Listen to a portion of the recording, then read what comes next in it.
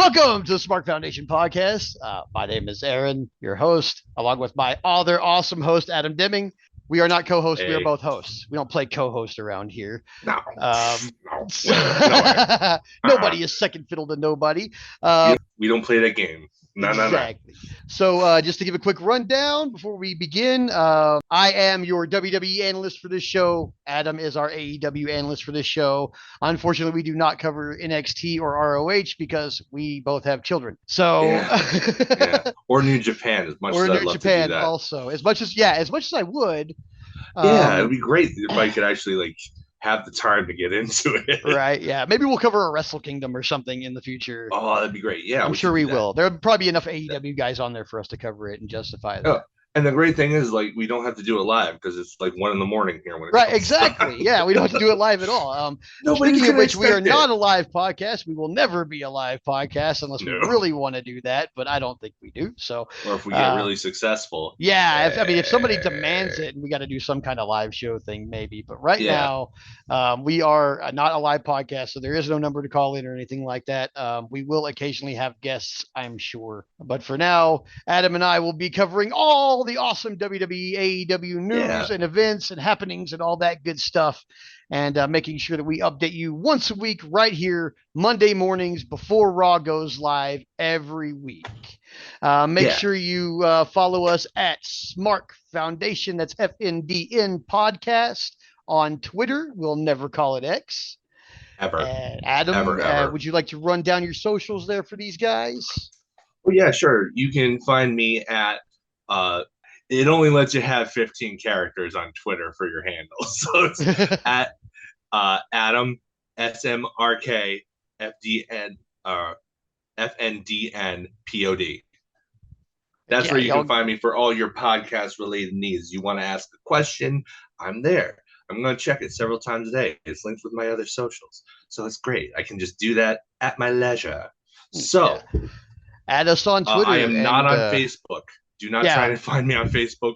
We're not going to do Facebook. we are not That's on a Facebook cesspool. currently without a social media manager because we both don't like Facebook. So we Yeah. do have Spotify, Apple Music, and all other podcast platforms. So we will be live wherever you are, no matter what Yeah. service that you have. Go make sure you add us on Twitter. Ask any questions you want. We will answer them here on the podcast. We love user interaction. So anytime we get some, we will Oh, definitely yeah. be asking the question and discussing it. And since we're new, if you hit us with a question, we'll probably be discussing your question at length.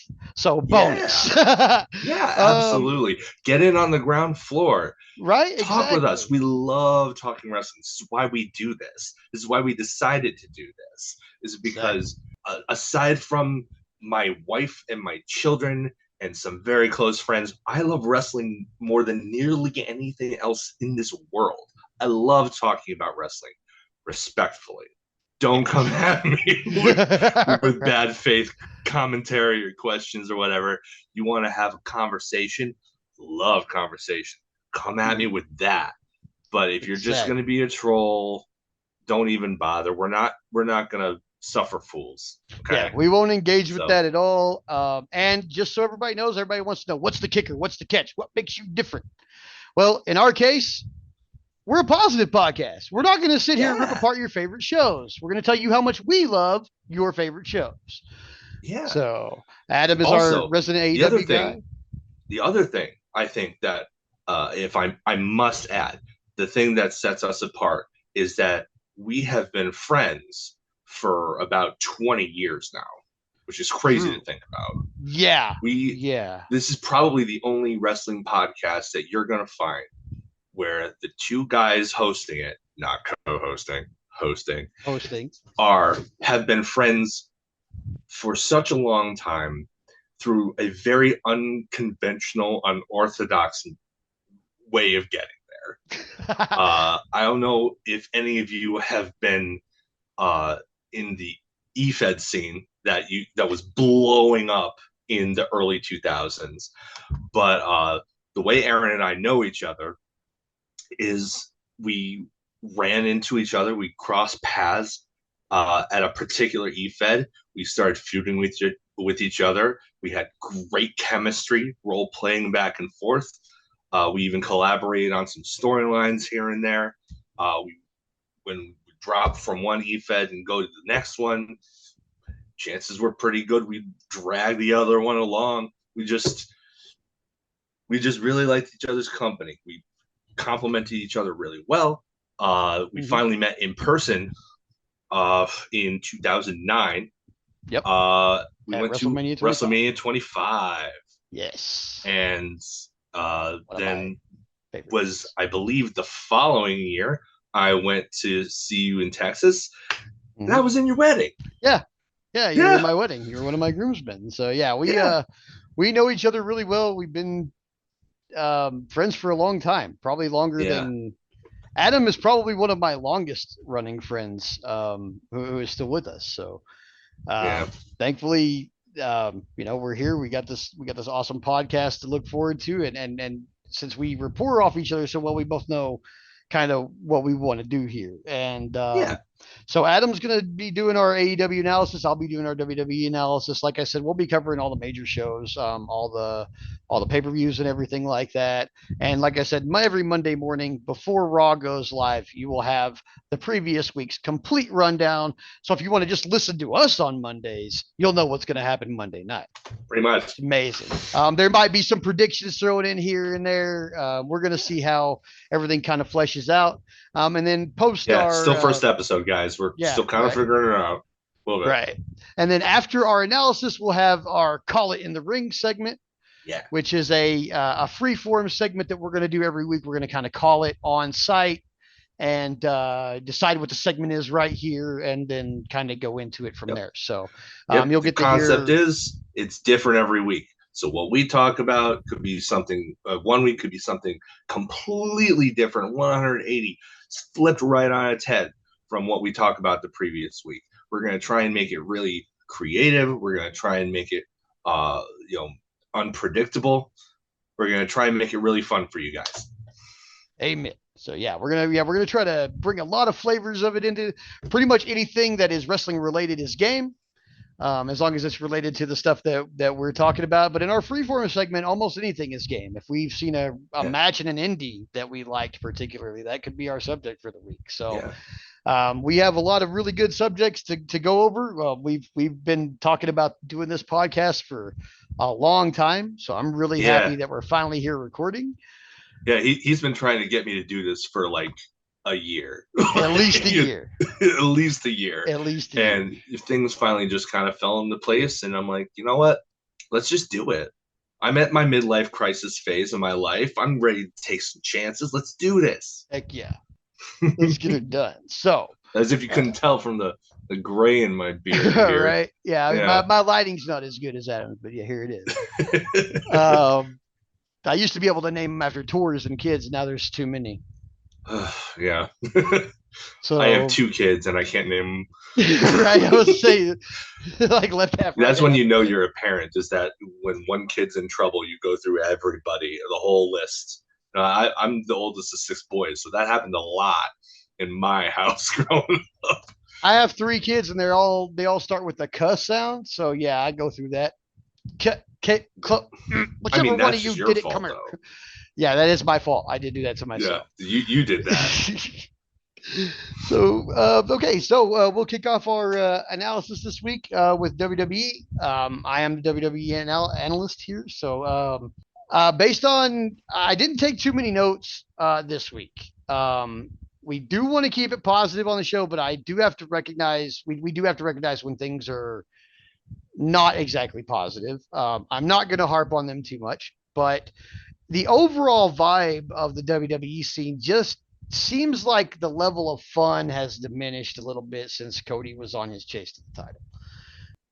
That's the way I feel about it, at least. But there are still some gems in there to be found. So we can go over those really quick. I do really like the Pretender bloodline.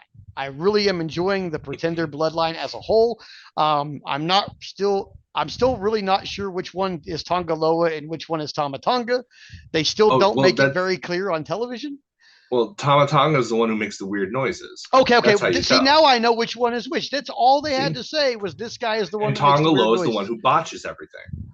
So I guess I haven't seen enough of the botching part to call him that guy, but we could be there. I mean, he let's just botched a say low that blow, man. It's like, oof. Oh yeah, Matthew's going to have a hell of a time with this Friday SmackDown, being as Randy Orton dropped Jacob Fatu on the announce table about 4 times in a row, and then did Solo Sikoa after it, and the announce table refused to break. Did they not give I it the sat there table? and said, "I am the table" like 7 times. I at least, and I was like, they are going to have a field day with this on Botchamania.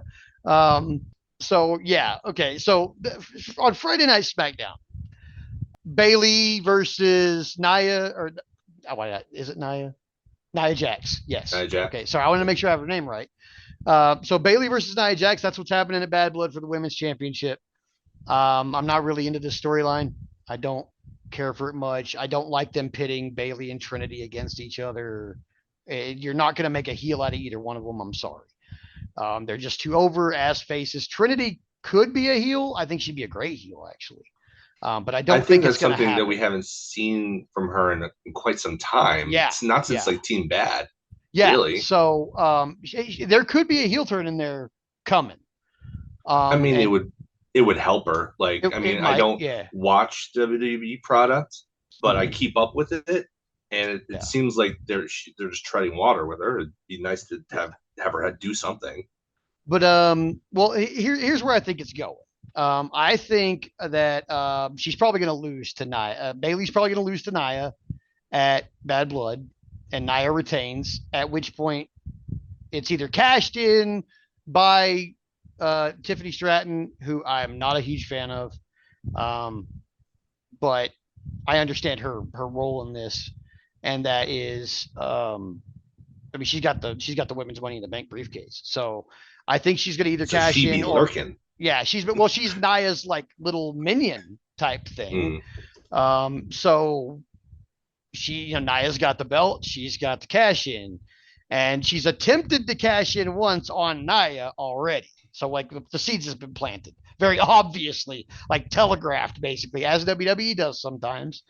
Um, that we're going to see a Tiffany Stratton cash in on Nia Jax. Now, if that's going to happen at Bad Blood, I don't know, but I don't see Bailey winning. But I do see Bailey. Maybe Trinity is what cost Bailey that match. Maybe this is where Trinity turns, and maybe this is where we get her kind of off the ground a little bit more. Honestly, I'm kind of surprised that they haven't put Naomi into the bloodline. Oh my gosh, I keep calling her Trinity, don't I? And her name is Naomi in WWE because I'm an idiot. Yeah. Okay. So, no, I mean, she was great in Impact in TNA. Yeah, she was. So, like, I mean, super good. It makes sense that you would associate her pretty much her best year with that name. Yeah. Yeah. Naomi probably like I'm still like she's very publicly married to Jimmy Uso. Why haven't they put her in the bloodline? Why do they not have any women in the bloodline? Like it's a missed opportunity, in my opinion. Well, again, I don't watch the product, so maybe my opinion on this particular thing doesn't mean anything. But it's like watching from kind of the shadows here.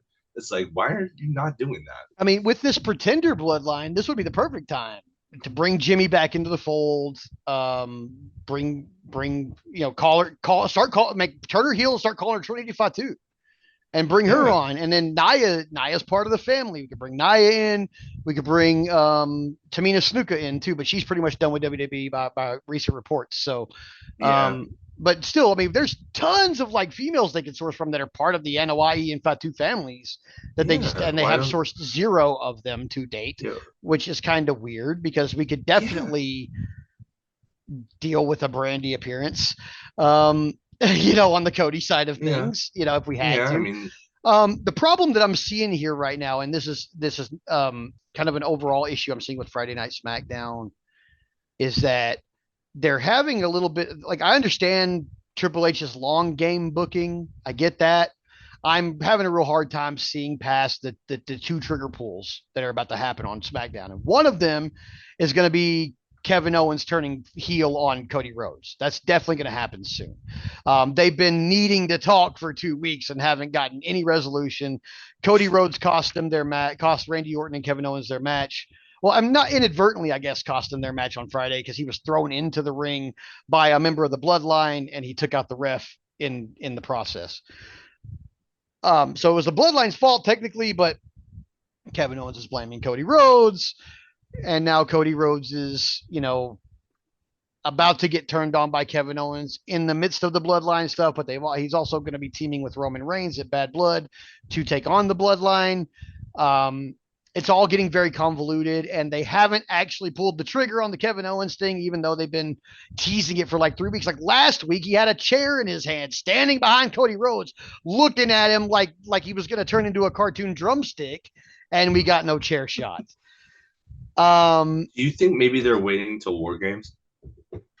With there being only 5 members of the Bloodline or 4 members of the Bloodline, if we have to add a 5th and it be Kevin Owens, yeah, because I can see that. Because like, didn't they do a segment? I saw all over Twitter's cinema, which for the record I hate. Oh, dude, the segment inside the cinema, Georgia Tech Stadium. Like, I hate the tag. It's not necessarily for wrestling. It's overused. It's not for wrestling. It's just common current slang. But I hate when people use cinema as if it like means anything. Let me say this. Let me say this in defense of WWE.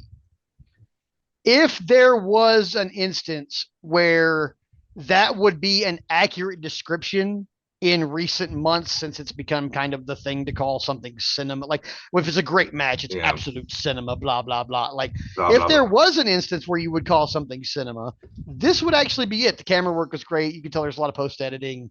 It felt cinematic. And that's why I would say it's an accurate description, not because it was fantastic by any means. Now, they kind of go over their agreement to tag together in this segment. And this was last week, but I'll go ahead and cover it anyway because they did have it on Raw this week. So I guess this kind of segues me into Raw because this was on Raw also. But they have their kind of agreement to go as a tag team against the Bloodline at Bad Blood.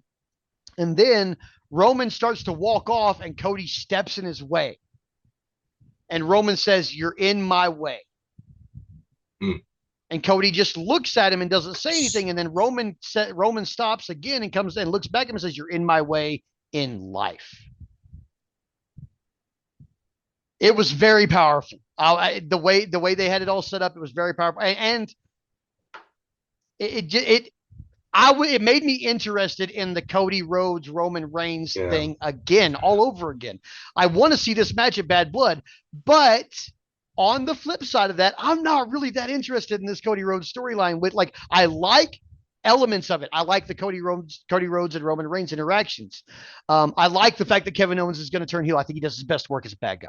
Oh yeah, absolutely. I think Randy Orton does too, and I kind of hope he follows suit. Like I hope he goes with Kevin Owens, and also, but I don't think that's going to happen. Randy's kind of at his age. I think they're going to keep him face now, just because everybody kind of loves him. Even if he did turn bad, would he get booed? I don't think so. I don't think so. At his age, he has too much equity with the fan base. Yeah, where people are just honestly happy to see him. Yeah, I would say he has a John Cena level of equity. I honestly believe that Randy Orton is on par with John Cena as far as equity. They have. And they also put on some of the best feuds in their class of 02, right? Right, exactly. That class of 02, man. Yeah. So anyway, I thought it was actually very cinematic. I wouldn't describe it as cinema in the way of being just fantastic. I thought that last couple of lines really hit home what the point was. And the point is Roman wants his title back. And looks like he's going to get it. In in a very roundabout way, he's going to get it, while also getting back his Olafal, or I'm not sure if I pronounced that right, and resuming his tribal chief status, I guess. But so they also showed that on Raw this week, so that segues me into Raw. I hate the Judgment Day. I'm trying to remain positive, but good God, do I hate the Judgment Day. And I don't know yet if it is I hate them because I'm supposed to. Because they're very good at being hateable. That would be good. Yeah. Or if I really dislike them. And and I don't dislike Liv Morgan, and I really think Dominic Mysterio doing the Eddie thing is brilliant. Well, I mean, that's his real dad. Like, Yeah, exactly. That's they had a whole ladder match about it. But yeah, I mean, I think what he's doing with the Eddie thing is brilliant. It's always been brilliant. It's the best thing he could do. He has the most heat in the company, period. He cannot say one word without being booed out of the building, and it is louder than everybody else's, even on TV. I saw somebody on Twitter, just I can't remember who it was, but they described it as only Eddie or only Dominic could turn heel while already a heel. And it's Bro, like, right?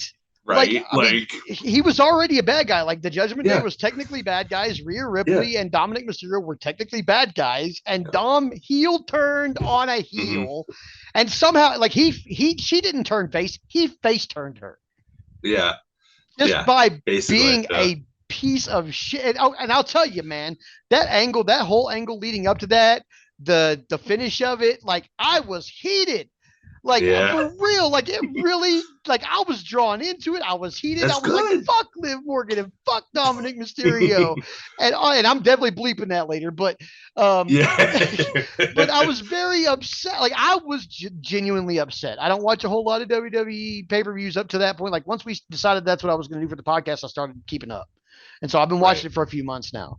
But like, I was just in it immediately. I really Yeah. like Rhea Ripley as a wrestler. She's She's fantastic. fantastic. Um, Love her.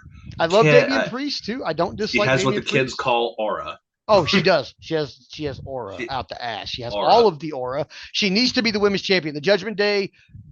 First of She all, needs to be intercontinental champion. maybe, dude, She needs to go the full maybe. China. You know, this would And be a it's good time to do believable. that. This would be a good time to do that because it's on Jay. Yeah. And that could be a And good way to round out this Jay infatuation with Rhea thing. Because yeah. Jay Uso is currently infatuated with Rhea Ripley. That's why he's involved in their stuff. And Yeah. but this would be a great way to end that and just get it over, because everybody online, and I think so also, Yeah. it's awkward. I'm pretty sure Yeah. Jay Uso is married in real life. I know Rhea is. Please stop putting married people into love storylines. Well, I mean, okay. So if you look at them as actors, then they're just playing a role. Mm-hmm. The problem is that pro wrestling has always, because it's a live, interactive form of theater, those with a very strong, long history of very much trying to keep kayfabe alive up until honestly kind of recently. Yeah. And there's still elements that you want people to buy in, so you don't want to give away too much. Right. And now we know too much because we're Yeah. chronically online. All these things get reported, and I'm not saying that those shouldn't be reported. Honestly, anytime when I saw that Buddy Matthews and Rhea Ripley tied the knot, I'm like, yay, good for them. Dude, That's great. yeah, I was so happy I for them. love I was like, seeing that maybe kind of Buddy will stuff. smile on AEW television one day. Oh, remember when he and Andrade had that match and they paid tribute to their Sig Others with the submission holds? Oh yeah, okay, yeah, That was dope. that I was so loved fantastic, that. right? That was so cool. That was only in wrestling can you do something like that, right. which is one of the reasons why this art form is amazing and why everybody should love it as much as I love it. Right. But I wish everybody did. But yeah, it's just that we know too much. Like Yeah. if this was in the 1980s, we wouldn't know. Yeah, we wouldn't know they were We married, and so wouldn't I'd be like, know. "Oh, Jey Uso likes Rhea Ripley, and that's cool." Yeah. But now, like, is it gonna be weird for me to say? And you can clock me on this if you want to. You can check me on this all day. If I say something controversial or possibly out of pocket, just check me.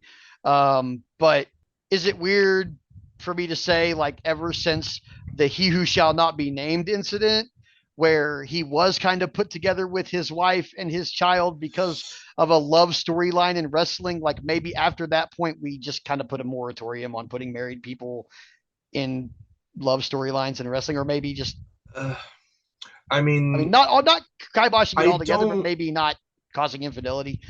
I don't completely disagree. That being said, they are people doing a job, And if those fully grown adults can't keep it in their pants, that's not on the company. That's on them. That's true. Okay, that's They also have to true. own up to their own actions and be responsible for them. Looking at you, Lita. Looking at you, Edge. Like, oh man, I I mean, was totally I holding wouldn't that one say in, that's a but deep cut, but it's yeah, it's a definitely deep cut. Yeah, I wouldn't say looking it's at a deep you, cut. he who shall Like, not be named, and the angel among yes. us. Like, yeah, I mean, she was culpable in that, despite how everything turned out.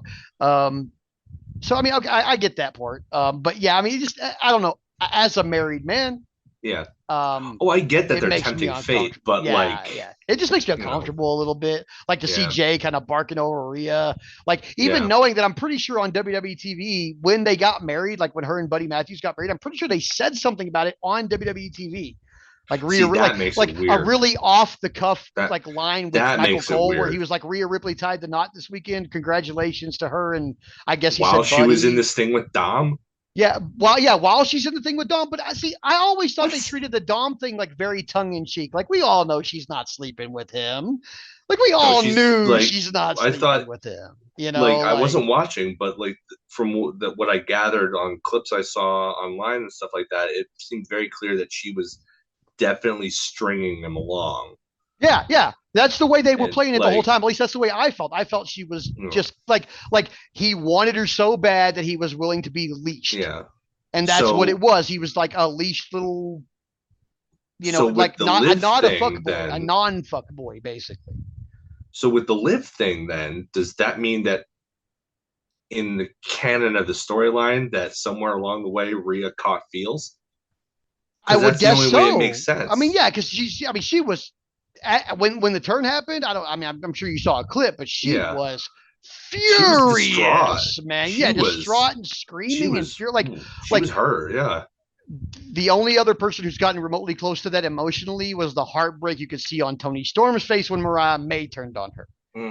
It was very similar in feeling and vibe to that. And man, yeah, that hurt my heart too. So we'll get to Timeless Toni in a bit. Oh God, I hope soon because I'm getting tired of missing her. God, she's the best. She's the best character in wrestling.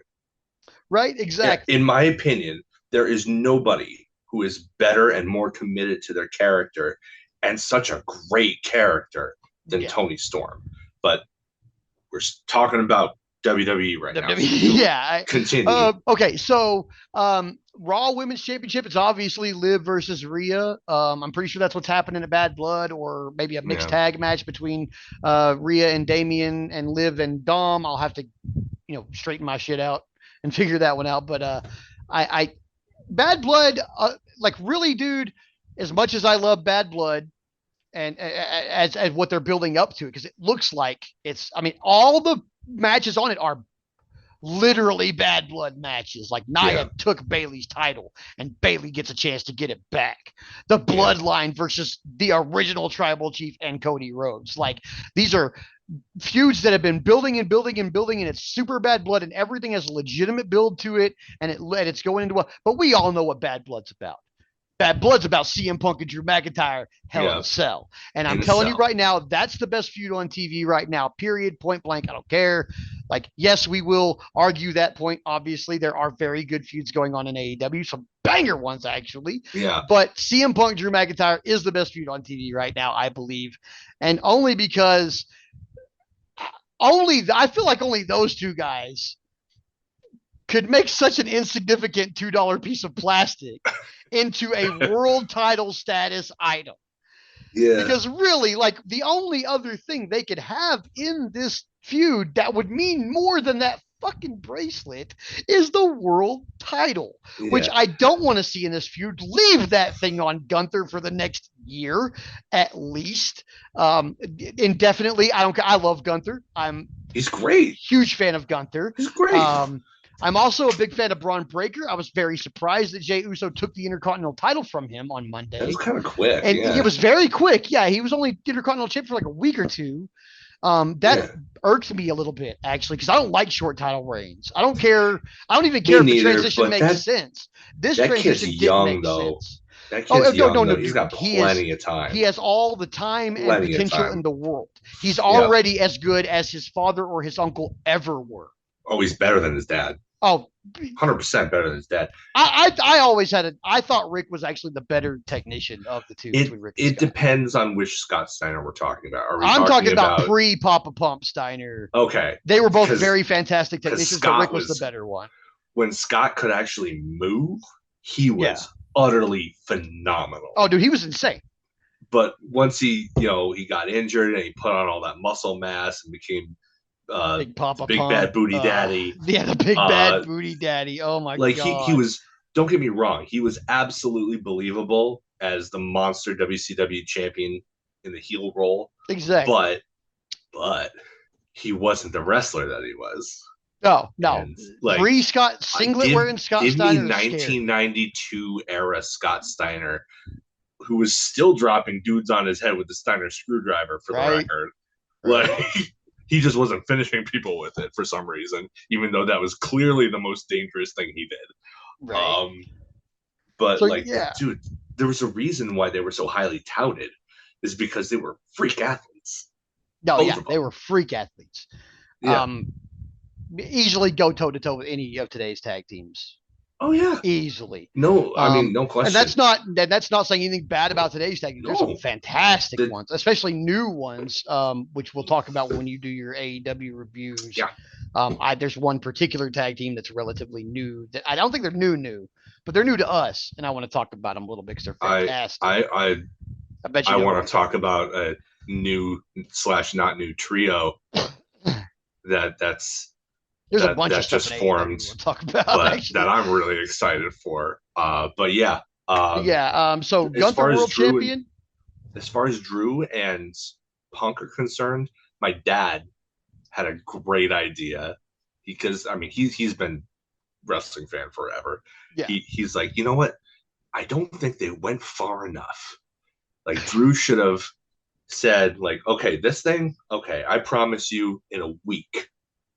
You can have this back. You have my word. He comes in the next week. He drops it in a box full of the same kind of friendship bracelet that he got. It's like, dude, do you know how cheap these are? I got like 500 made. And they dumps the whole thing in the ring. It's in there somewhere. Oh, I mean... My dad has some good ideas. I honestly think this is about to take a much more Hangman Swerve turn. I think it has to. I think it has to. Yeah. I think WWE has to answer that. I don't think they can let that not be answered. Yeah. I mean, there will be, I guarantee, I would put money down, and I'm not a betting guy, but I would put money down that both of them are going to bleed. Oh yeah, absolutely. Both. I believe and that probably 100%. And knowing Punk, it's probably going to be a lot.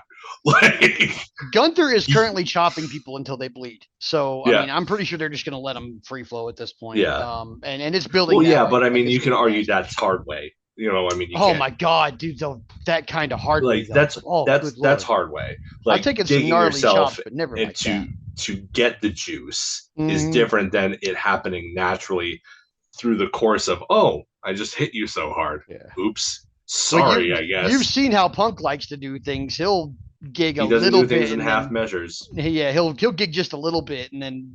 Yeah, he knows how to find it. Yeah, he knows how to get juice for sure, and he has ever since really his Ring of Honor days. Like he had some bloody matches with Raven. That's true. He did. Okay, so that about wraps up my WWE analysis for the week.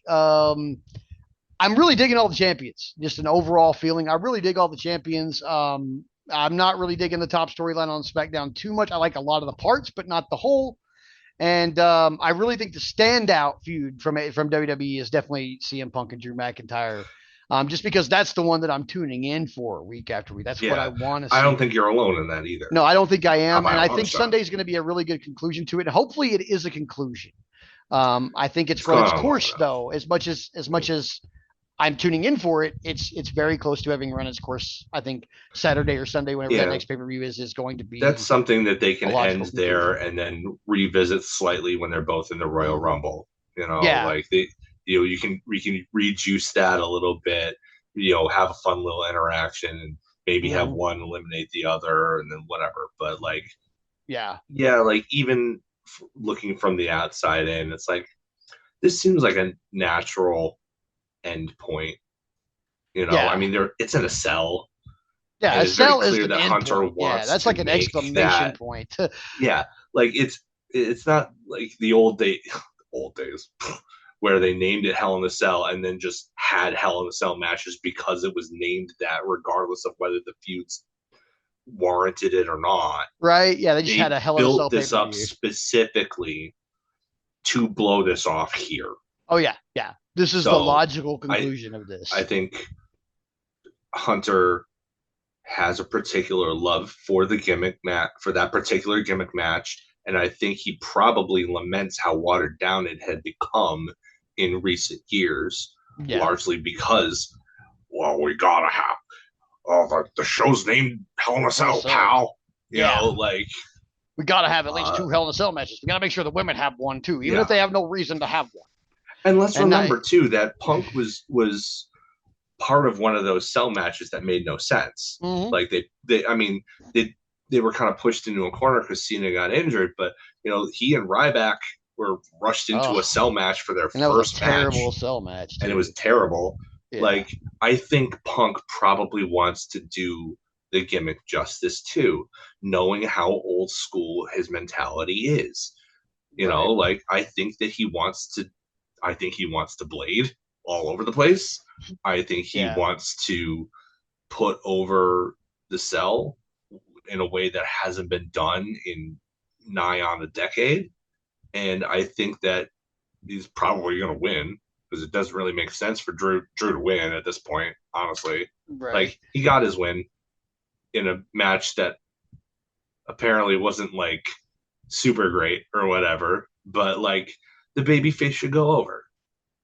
The babyface should go over at this point. Like, just put Punk over. Like, so I don't trust WWE to give us what we want.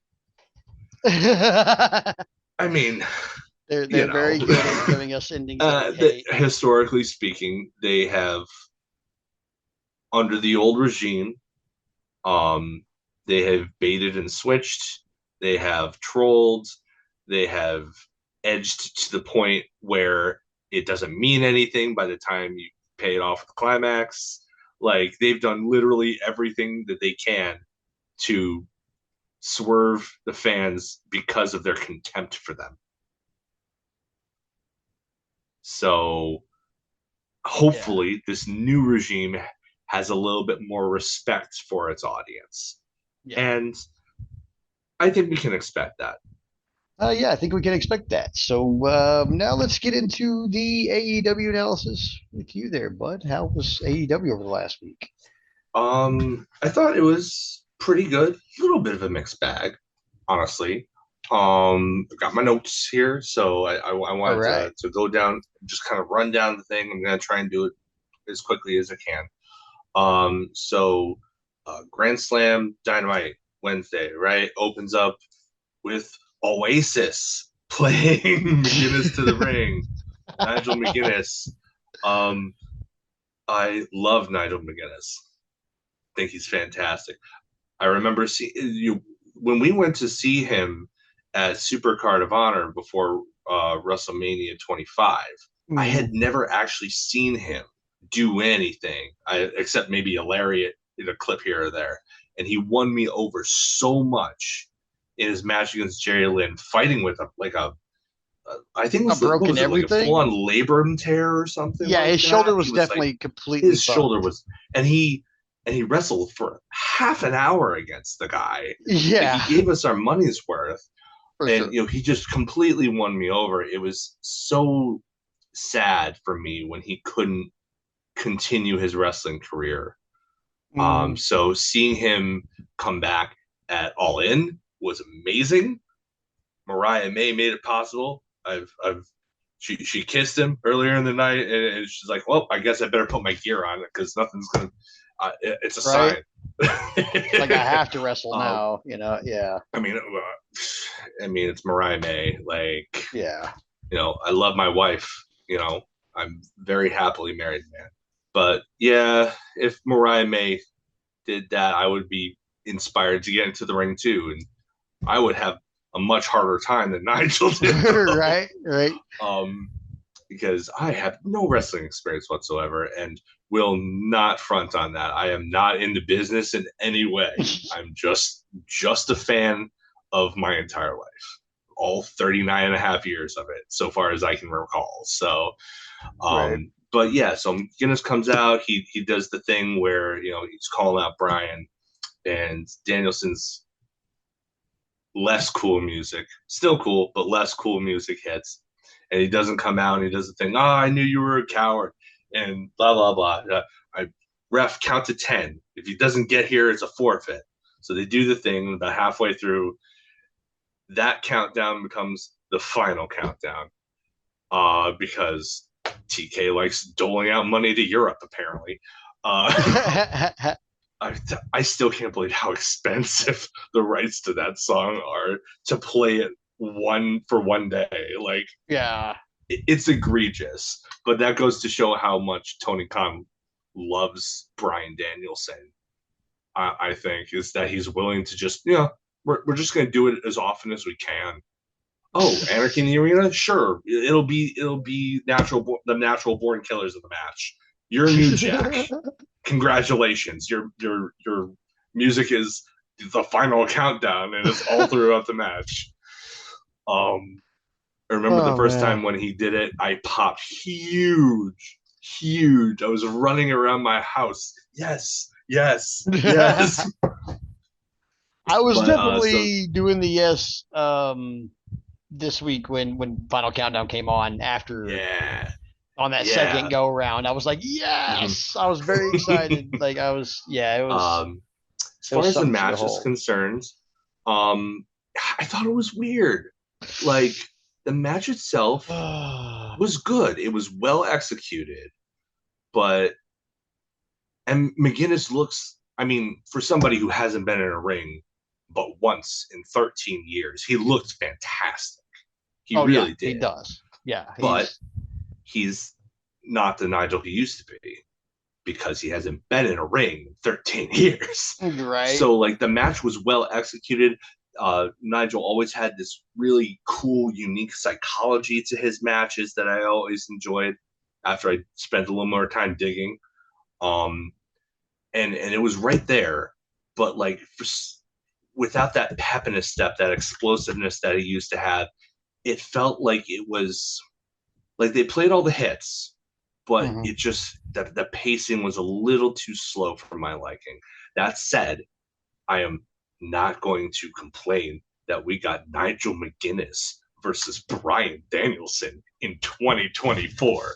So, I mean, I can't rate the match too low. I wish that, I guess ultimately, I wish that McGuinness never had to retire in the first place, so that if it was still this long for another match between the two, that he would have been in peak ring shape and he would have been like at the same level as he used to be or something comparable. Because Mm-hmm. I think the match would have benefited from a little bit more energy, I guess. I feel bad saying that, but like, it felt like it just wasn't as peppy as it could have been, and I was hoping it would be. Mm-hmm. Um, but yeah, it still gets a thumbs up from me. But it was more of a good, not great kind of deal. It was like, oh, Yeah. it's good to see you. Oh, I remember this spot. Oh, this is a callback to this thing. Oh man, the chain wrestling. Oh, he hit his moves. Like, the whole Yeah. deal. Yeah. Um, but like, um, yeah, I thought it was good. It wasn't great, but it was good. I mean, Brian Danielson could have a great match with a mob. So, Yeah, like, that's true. That's true. and that's after it's been through the wood chipper. So, I don't have how's anything bad that to for a say deep about cut? yeah. I don't have anything bad to say about Nigel McGuinness, Yeah. except for Tony Khan. If you somehow hear this, please have him stop saying clam digger. It does not mean what he thinks it means. Yeah, I still kind of don't understand what Um, he is I trying to don't know what say. he thinks it means. I want to know what he thinks it means, but it definitely doesn't mean what he is. Yeah, I And don't really. it's very vulgar, and like it's probably the most Yeah, vulgar thing. Like they bleed, and that's still not the most like that's still the most vulgar thing that happens on yeah, AEW television is Nigel McGuinness's overuse of the term clam digger. yeah, Please stop. uh, Other than that, yeah. a okay, bud. That yeah. Afterwards, they did the Christian Cage Money in the Bank, not Money in the Bank thing. Oh my gosh, Uh, this thing, man, I I don't like this at all. I hate to say it. I I'll love I'll say AEW right this. now, but I don't like this. What I do like is that he's coming out all the time. Every single time it looks like they could do it, it would be an advantageous situation. Christian Cage, oddly enough, inherits the ultimate opportunist thing from Edge, from Adam Mm. Copeland, kind of in a weird twist of fate. Like it's just like, oh, this is you're not the ultimate opportunist anymore. I am. Like it's kind of weird, hey, buddy. But I don't really know where they're going with the Kip Sabian thing. I don't I either, don't mind man. Kip Sabian. I Yeah, kind of like him actually.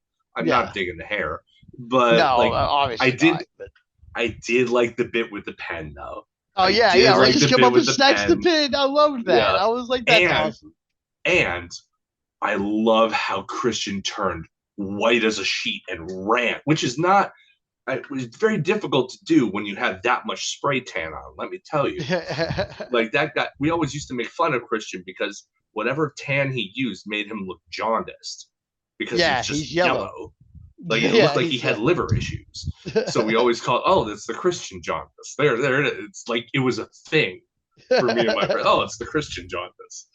Um, but yeah, so he turns white as a sheet and runs as soon as he sees Pac and Claudio, which he should because they're Yeah, murderers. yeah, because they're So murderers. Yeah, like at least attempted murderers, yeah, which we'll uh, find out a little bit later. yes, There are other yes, attempted murderers. Wrestlers commit yeah, crimes, apparently, as Simon Miller would yeah. I mean, say. I'm not covering all in because that happened 2 weeks prior, but yeah, or all out for that matter. But yeah, Yeah, yeah, murder. yeah, Um, yeah. We'll definitely talk about this a little bit in this night. AEW, we're the best murder. Murder. Uh,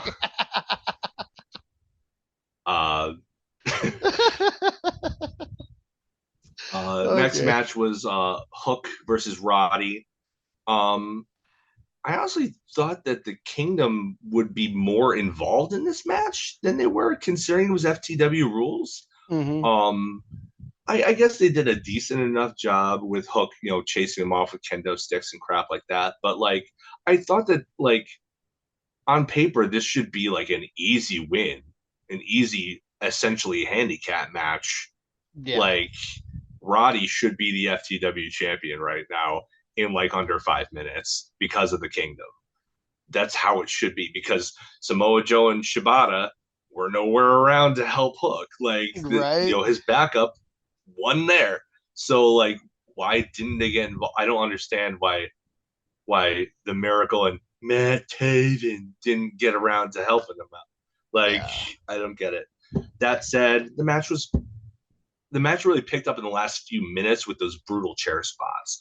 I, Oh I loved yeah. the gut buster onto the chair. Ooh. And the great thing about when somebody takes a spot like that is that if you do it right and they get back up and then overcome that, it really puts over their toughness. And Hook, you look at him, he looks like he's just a kid. Like he's an Yeah. athletic kid with great hair, but like he doesn't look tough, but taking those kind of spots will go a long way to help the Hmm. building that aura of toughness. Like we Like know he's tough. his dad had an instant aura of toughness because he was only 5'9" or so, but he was built like a barrel. So Yeah. he automatically looks bigger than he is. Yeah. Hook looks like a kid. Yeah, he doesn't look He bigger looks than like a he is. He 20-year-old doesn't. kid, Yeah, he doesn't a have that. very in shape Oh 20-year-old. yeah, yeah, But yeah. like, yeah, he looks better now than I ever looked in Oh, my dude, entire yeah, life. But yeah. I like, never looked that good, even when I but was in the like, army. but Like I never looked that the good. real story was afterwards. He retained with the Red Rum, and then he shakes the hand of Roddy in the Kingdom, which I thought was a nice touch. Like, I don't really know where they're going with that, but when the With what heels came shake your after, I hand, thought it was a nice well, touch. yeah, with the heels shaking your hand, Hmm. that's more of an endorsement, in my opinion, than a babyface shaking your hand. Oh Because the yeah, babyface should shake your hand. If you've yeah, earned the respect of the dastardly heel, that says something. yeah. That says something in a different way. So that and then he goes out and has a really cool moment with his dad. Like, I loved that. They retired the FTW belt and they had a really cool father son moment. I love that. Now that I'm a dad, that hits in a different way. Yeah, I cried a little bit. So 100% yeah, full it was disclosure. cool. But I've been with It that was title really since the cool. beginning. I was watching the ECW when the Yeah, FTW title came to be. yeah. Um, I actually think maybe there was a couple episodes where it was the Brooklyn Championship or something like that. I think they talked about that a little bit. I But remember I didn't watch it live. I didn't watch ECW until it was on TNN at like 2 in the morning. oh yeah, I And remember that even then, when it Don was Callis was on infrequent. it. Yeah, But he was he Cyrus the was Cyrus the Virus. Virus, and before Yeah, that, he was the Jackal, leader of the Truth Jackal. Commission, Oh yeah, he with a was. Y because it was the '90s. Yeah, because it was the '90s. But if it, yeah, all middling vowels were Y's and all S's were Z's, and Yes, everything had an X in it because that's for true. some reason the '90s were really focused on those last 3 letters of the alphabet. Don't know We why. haven't used these enough, so now we're Yeah, gonna use yeah. them for everything. And then somebody comes in like, well, what about Q? Like, no, who cares about Q? No one cares except Questlove, Trekkies care and about he doesn't Q. even That's use it. about it. Even Questlove doesn't use a Q. He has a question. Yeah, of course not. But yeah, Uh, I thought that the match was good. Oh no. Back to the point.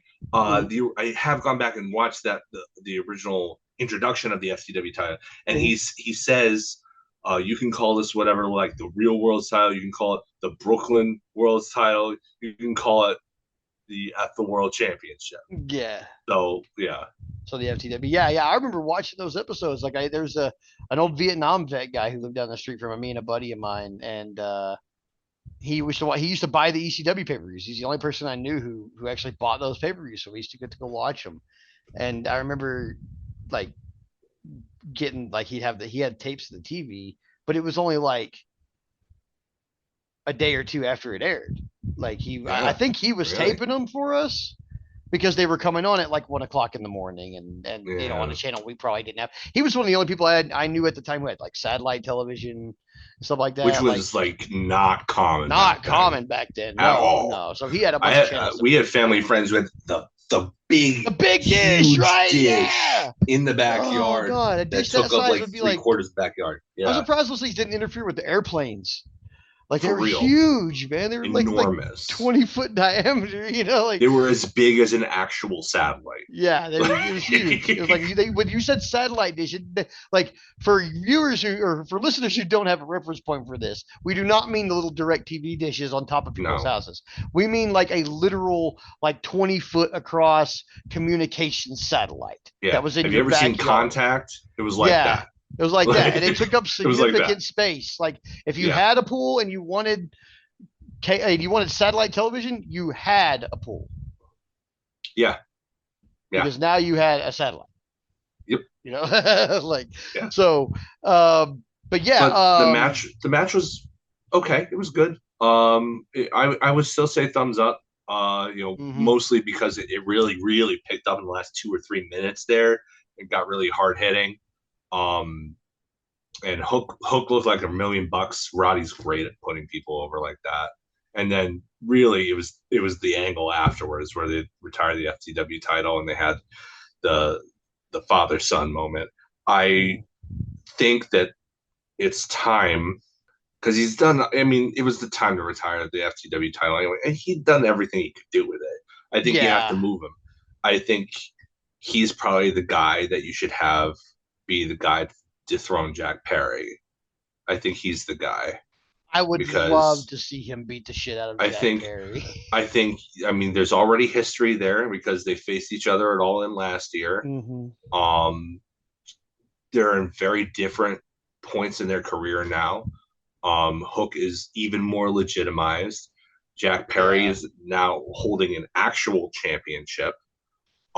So I think, and it's been over a year, so I think that I don't think, I think people would be receptive to it. hmm, Um, and I think Hook would make a good champ, honestly. Like, I think that the TNT title has it used to be the secondary title, but I honestly think that that has been completely eclipsed by the international championship at this point. I think Like, largely it's that's being the on Will number two Ospreay's belt. waist. Yeah, like you can argue that Yeah, the international title is actually more valuable than the world title. You could make an argument. I wouldn't make that argument, but I would entertain the thought because of the workhorseness of it. Like the guys who have held it, like even Moxley held it. Like for a guy who is essentially Tony Khan's ace to be hmm, willing to step down into that role instantly legitimizes the international championship. yeah. So I think that that's the number two belt now, and it's gorgeous too. I love the look of the international title belt. I Mhm. absolutely chef's kiss peak right there. Um, but yeah, so the TNT title has kind of slid into this kind of tertiary role, and I Mhm. think that's about where Hook should be. You know, Yeah, um, I mean, I don't know where the Continental title fits and all that. I mean, I technically hate it. speaking, I hate technically the title. speaking, it's a continent, so it should be Yeah, more than international. It should be the number two, but because any two countries makes it international, so yeah, Canada and the United States, that's international, but that's right, not even the entire continent. right. So, like, I mean, Yeah, I would technically argue speaking, that at the should be the number two, but it's not really. yeah. Like, I'd say Uh, it's still more valuable than the TNT title, though. So maybe TNT is coordinate is like the fourth belt, really. no, I see. I would argue that the TNT title is a solid three. Mostly because I don't really like the idea of a title that you defend that goes along with being the continental or the Continental Classic champion. Like Yeah, that's a tournament championship. Like I didn't like when yeah. Mariah May was dragging around the Owen belt either. You know, like I think it's fine up to the point of her title shot because yeah, winning that tournament got her that title shot in the yeah. first place. So up until the point where you cash in that shot, I think it's okay to have the Owen Well, belts hanging around to see, remind people of how you got there in the first place. But yeah, I'm kind of with you on the Continental title. I loved the Continental Classic. The tournament itself, do it amen. every year. Oh, Do it every I year. think they are doing it every year now. See, but that's Yes, where I I hope have a so. question: is are they going to now strip Kazuchika Okada of this title and put it back up for grabs at the Continental, or is it now a shot at Kazuchika Okada, I which pretty think, much everybody is getting willy nilly already? Why is there a tournament? well, this is supposed to be essentially Tony Khan's G1, right? Right. And the world How do title they handle the holder, G1 over in NJPW? the Because I don't G1, understand that. the world title holder is often, not always, but often in the tournament. Oh, So, like, it's only been recently, I think, if but do I'm they have a getting this G1 correctly, champion? they give him a huge trophy. Oh, okay, Like, okay. But he's yeah, not like wearing it around, being like, I'm the G1. I no. mean, And everybody knows he's the G1 champion. in recent years, the winner has they've kept the champion out because the winner gets the shot at Wrestle Kingdom. Yeah. But that's very recent. Historically speaking, the G1 Climax tournament has very often had the IWGP Heavyweight title holder in the tournament.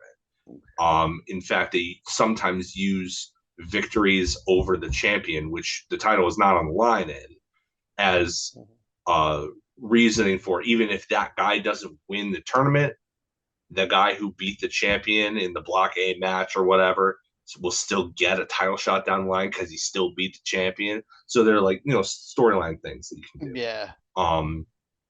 I would prefer. What I think is going to happen is Okada is going to be in the tournament like Eddie Kingston was last year, putting up, the matches are all non-title, but the finals is for the belt. Yeah. I think that's probably what they'll continue to do. What I would prefer, because AEW has too many championships, I would prefer it to be more like a King of the Ring kind of deal, where you get a trophy, you get a title for a year. You are the Continental Champion for a year. You don't defend it. You are recognized as the champion. Yeah, see, I don't like that Eddie had to defend it. I don't like that at all. Yeah. I don't like. What does it mean to Kazuchika Okada? Nothing. What does it mean to Eddie Kingston? Everything. Now, if it was just if the storyline was just Kazuchika Okada being a dick and pulling a dick move on Eddie, I'm going to take the thing that means the most to you. They could have played that out a little better, made that more obvious. I feel like, but yeah, I don't like that he's defending that title. Because... Like nobody's defending the Owen title, No.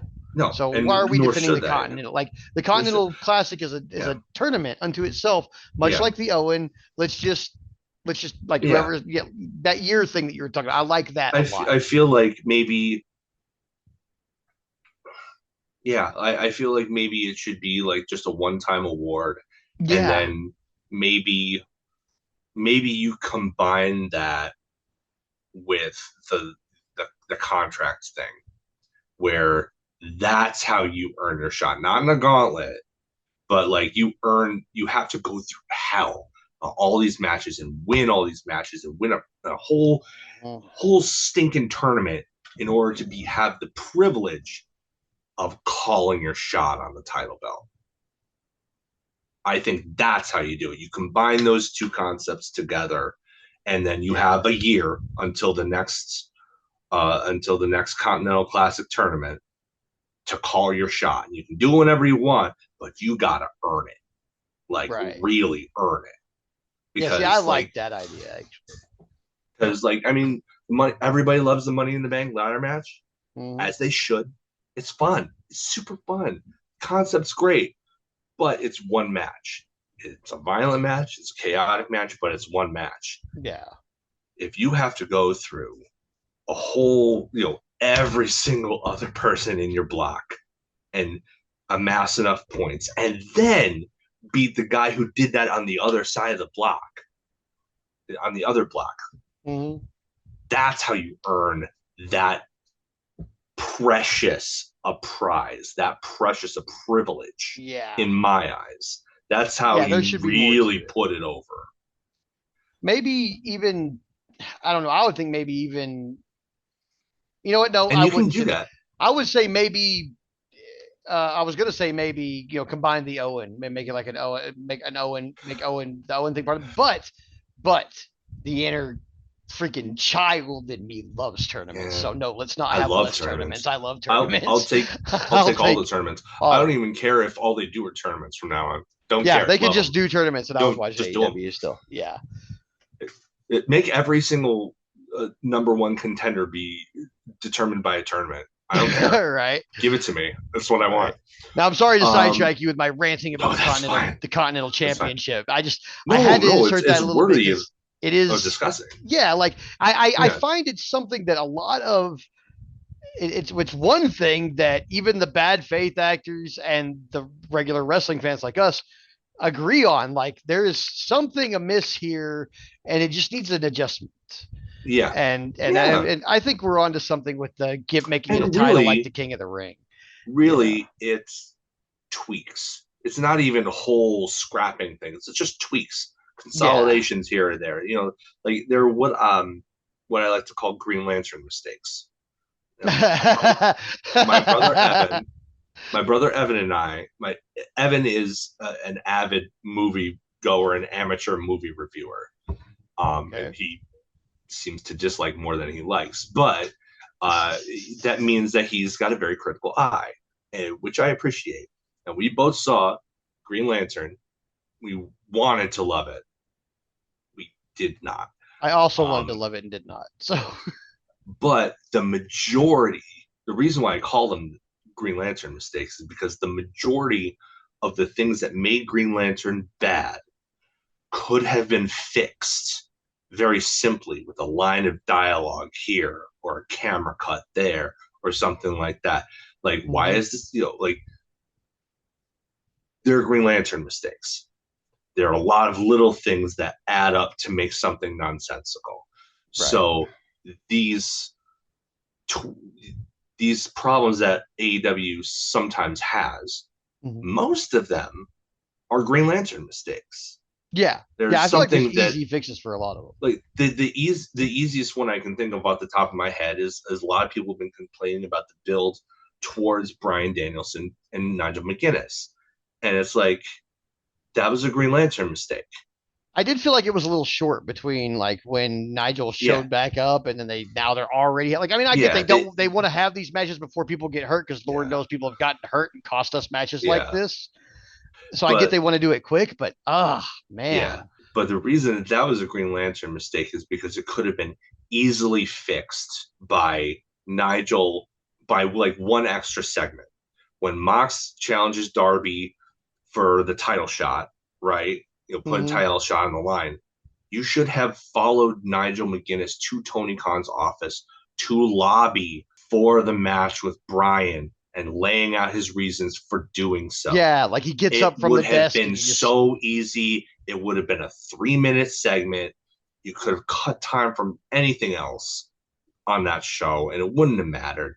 And then you wouldn't have all these people online saying, "Oh, they didn't explain it. Where's the story?" It's like, you've laid it all out right there. Bro, the story has been going on for 20 years where y'all been. Like, the bad faith actors who say AEW doesn't have stories bother the hell out of me because a lot of AEW stories are 20 years old or more. Bryan Danielson and Nigel McGuinness has been going on since at least 2009 or 2010.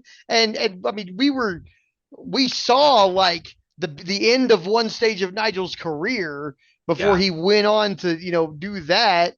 And we just, I do understand that not everybody watching has that knowledge. Not everybody watched Ring of Honor. Not everybody paid attention to it. Right. I mean, I get that. I feel like they should have paid attention. They should have paid attention to Nigel McGuinness's commentary for a year. He kind of explained it for the last year. I feel like the animosity was well explained for people who actually cared to listen. Yeah, I don't think a lot of people are watching Collision, unfortunately, and I think it's a great show. That's too bad because Collision's probably the better show. Yeah. Overall, on the whole, usually Collision is better than Dynamite week to week, in my opinion. Yeah. But continuing on Dynamite, World Tag Team Title match. I think that it was about a 20-minute sprint. Like, oh God, I thought it was awesome. Honestly, I will say I loved the shout outs to Aussie Open, and United Empire doing the spots that Mark Davis normally would do. Get better soon, Mark Davis. Oh God, please come back soon, Mark Davis. Kyle Fletcher needs you badly. Yeah, like I think Kyle Fletcher, he's amazing. In Mark Davis's absence, though, has really acquitted himself well. I think. No, he's not doing bad. Has grown enormously. Yeah, but I feel like now would be a great time for them to show up as a tag team. Especially absolutely. With as much as he's developed in the absence of his partner. Given where this storyline is probably going, I think the timing would be perfect on it. I felt like he should have shown. I mean, I know he's not cleared, but I felt like he should have shown. When they were like, "There's nobody else I would team with but Will Ospreay," I'm like, Mark Davis has entered the chat. I can guarantee you that is going to come back to haunt him. Guarantee you. And you know how I know? Because AEW does tell stories. They do. They tell stories. They plant stuff like that. Little shit like that. Either they plant it on purpose or they use stuff that comes out organically like that and then work them back into the storyline. Because that's what storytellers do. Like, AEW may not have stories that an individual is into, That's valid. Yeah. But to say they have no stories is absolutely either ignorant because you don't watch the product, or bad faith actors who for some reason are super super super into tribalism, and that I just don't get. Like when we grew up, I grew up during the Monday Night War, and my dad was not partisan. We flipped channels back between Nitro and Raw all the time. Amen. I was not, you know, I was I was surprised to find out, in the wake of WCW going down, when I heard about, people tuning out in droves and everything like that. It's like, wait, y'all didn't watch both?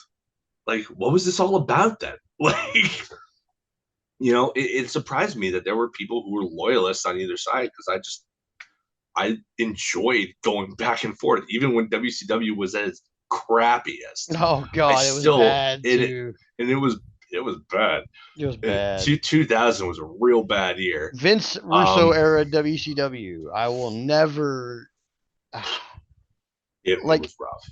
I mean, I'm sorry, but that's like the conspiracy theory wrestling that makes the Yeah. most sense. Vinny Yeah. sent Vince Russo to WCW to ruin things because it's exactly what happened. Yeah. He went there and he ruined things.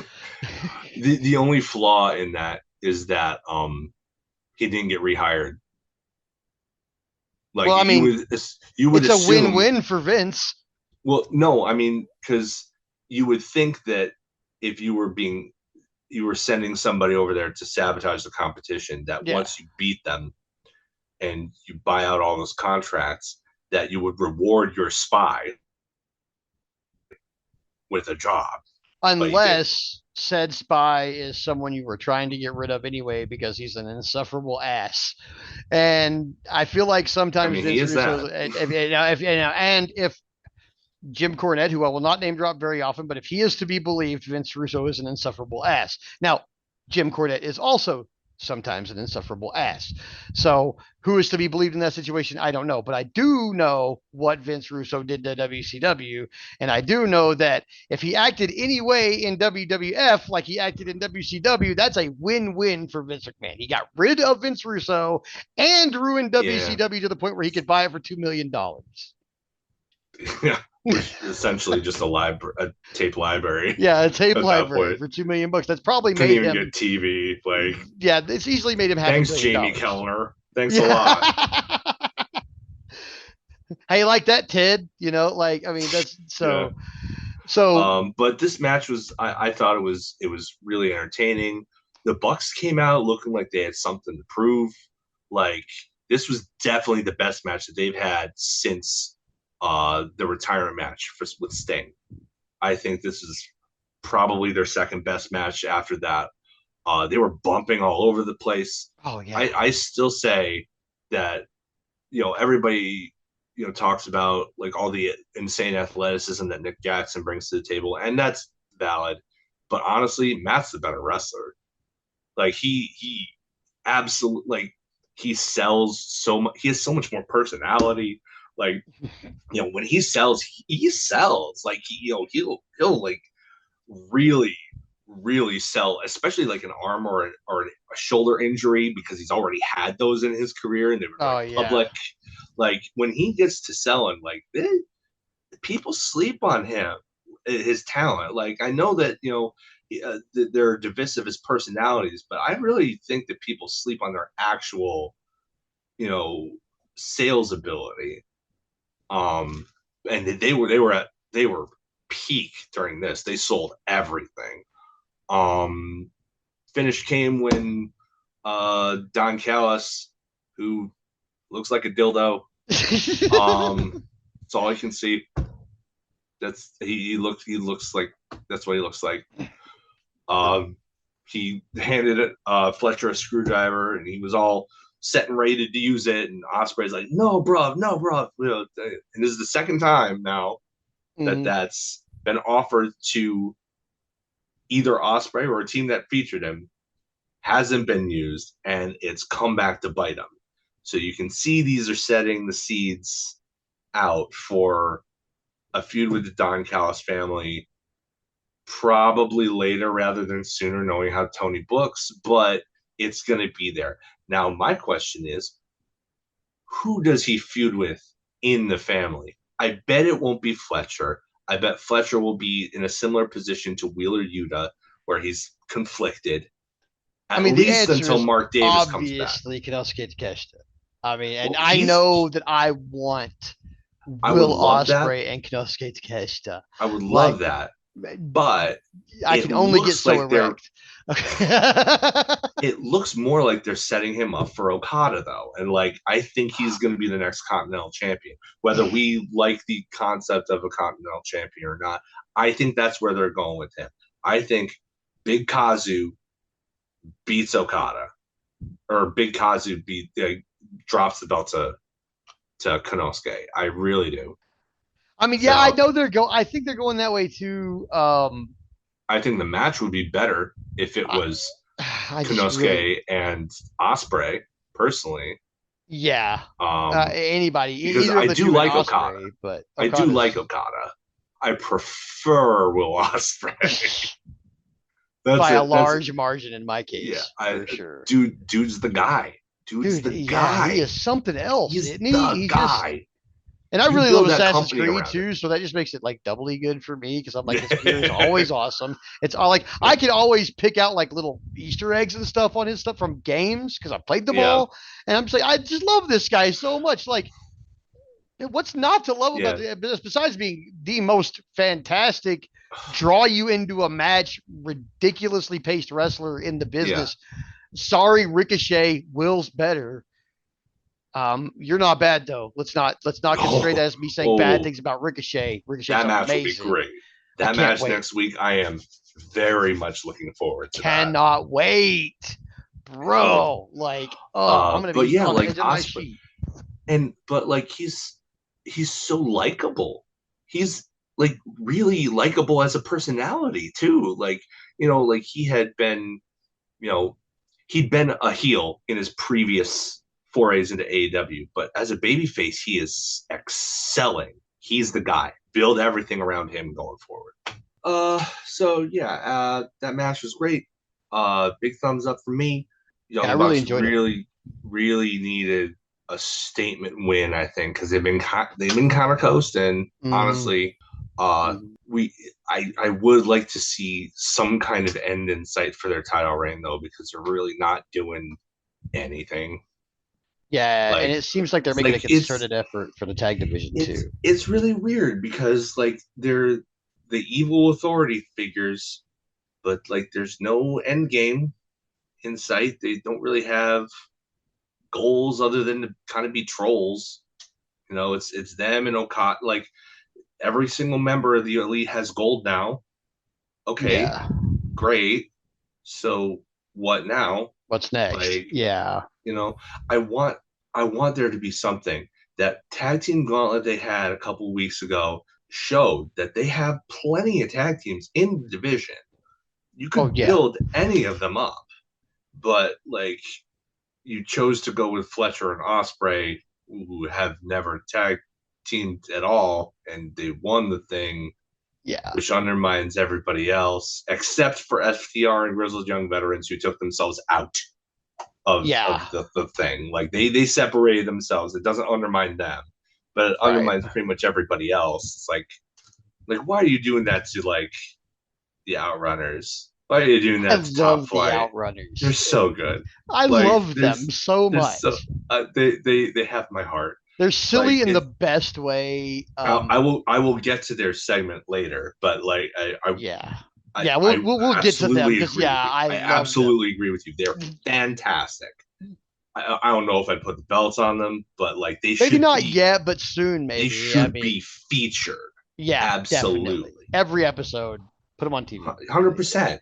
100%. Yeah. You hear those crowd reactions. They're Oh, getting dude, they're huge so over. loud. They're so over. They're making Like stadium sized. I mean, let's.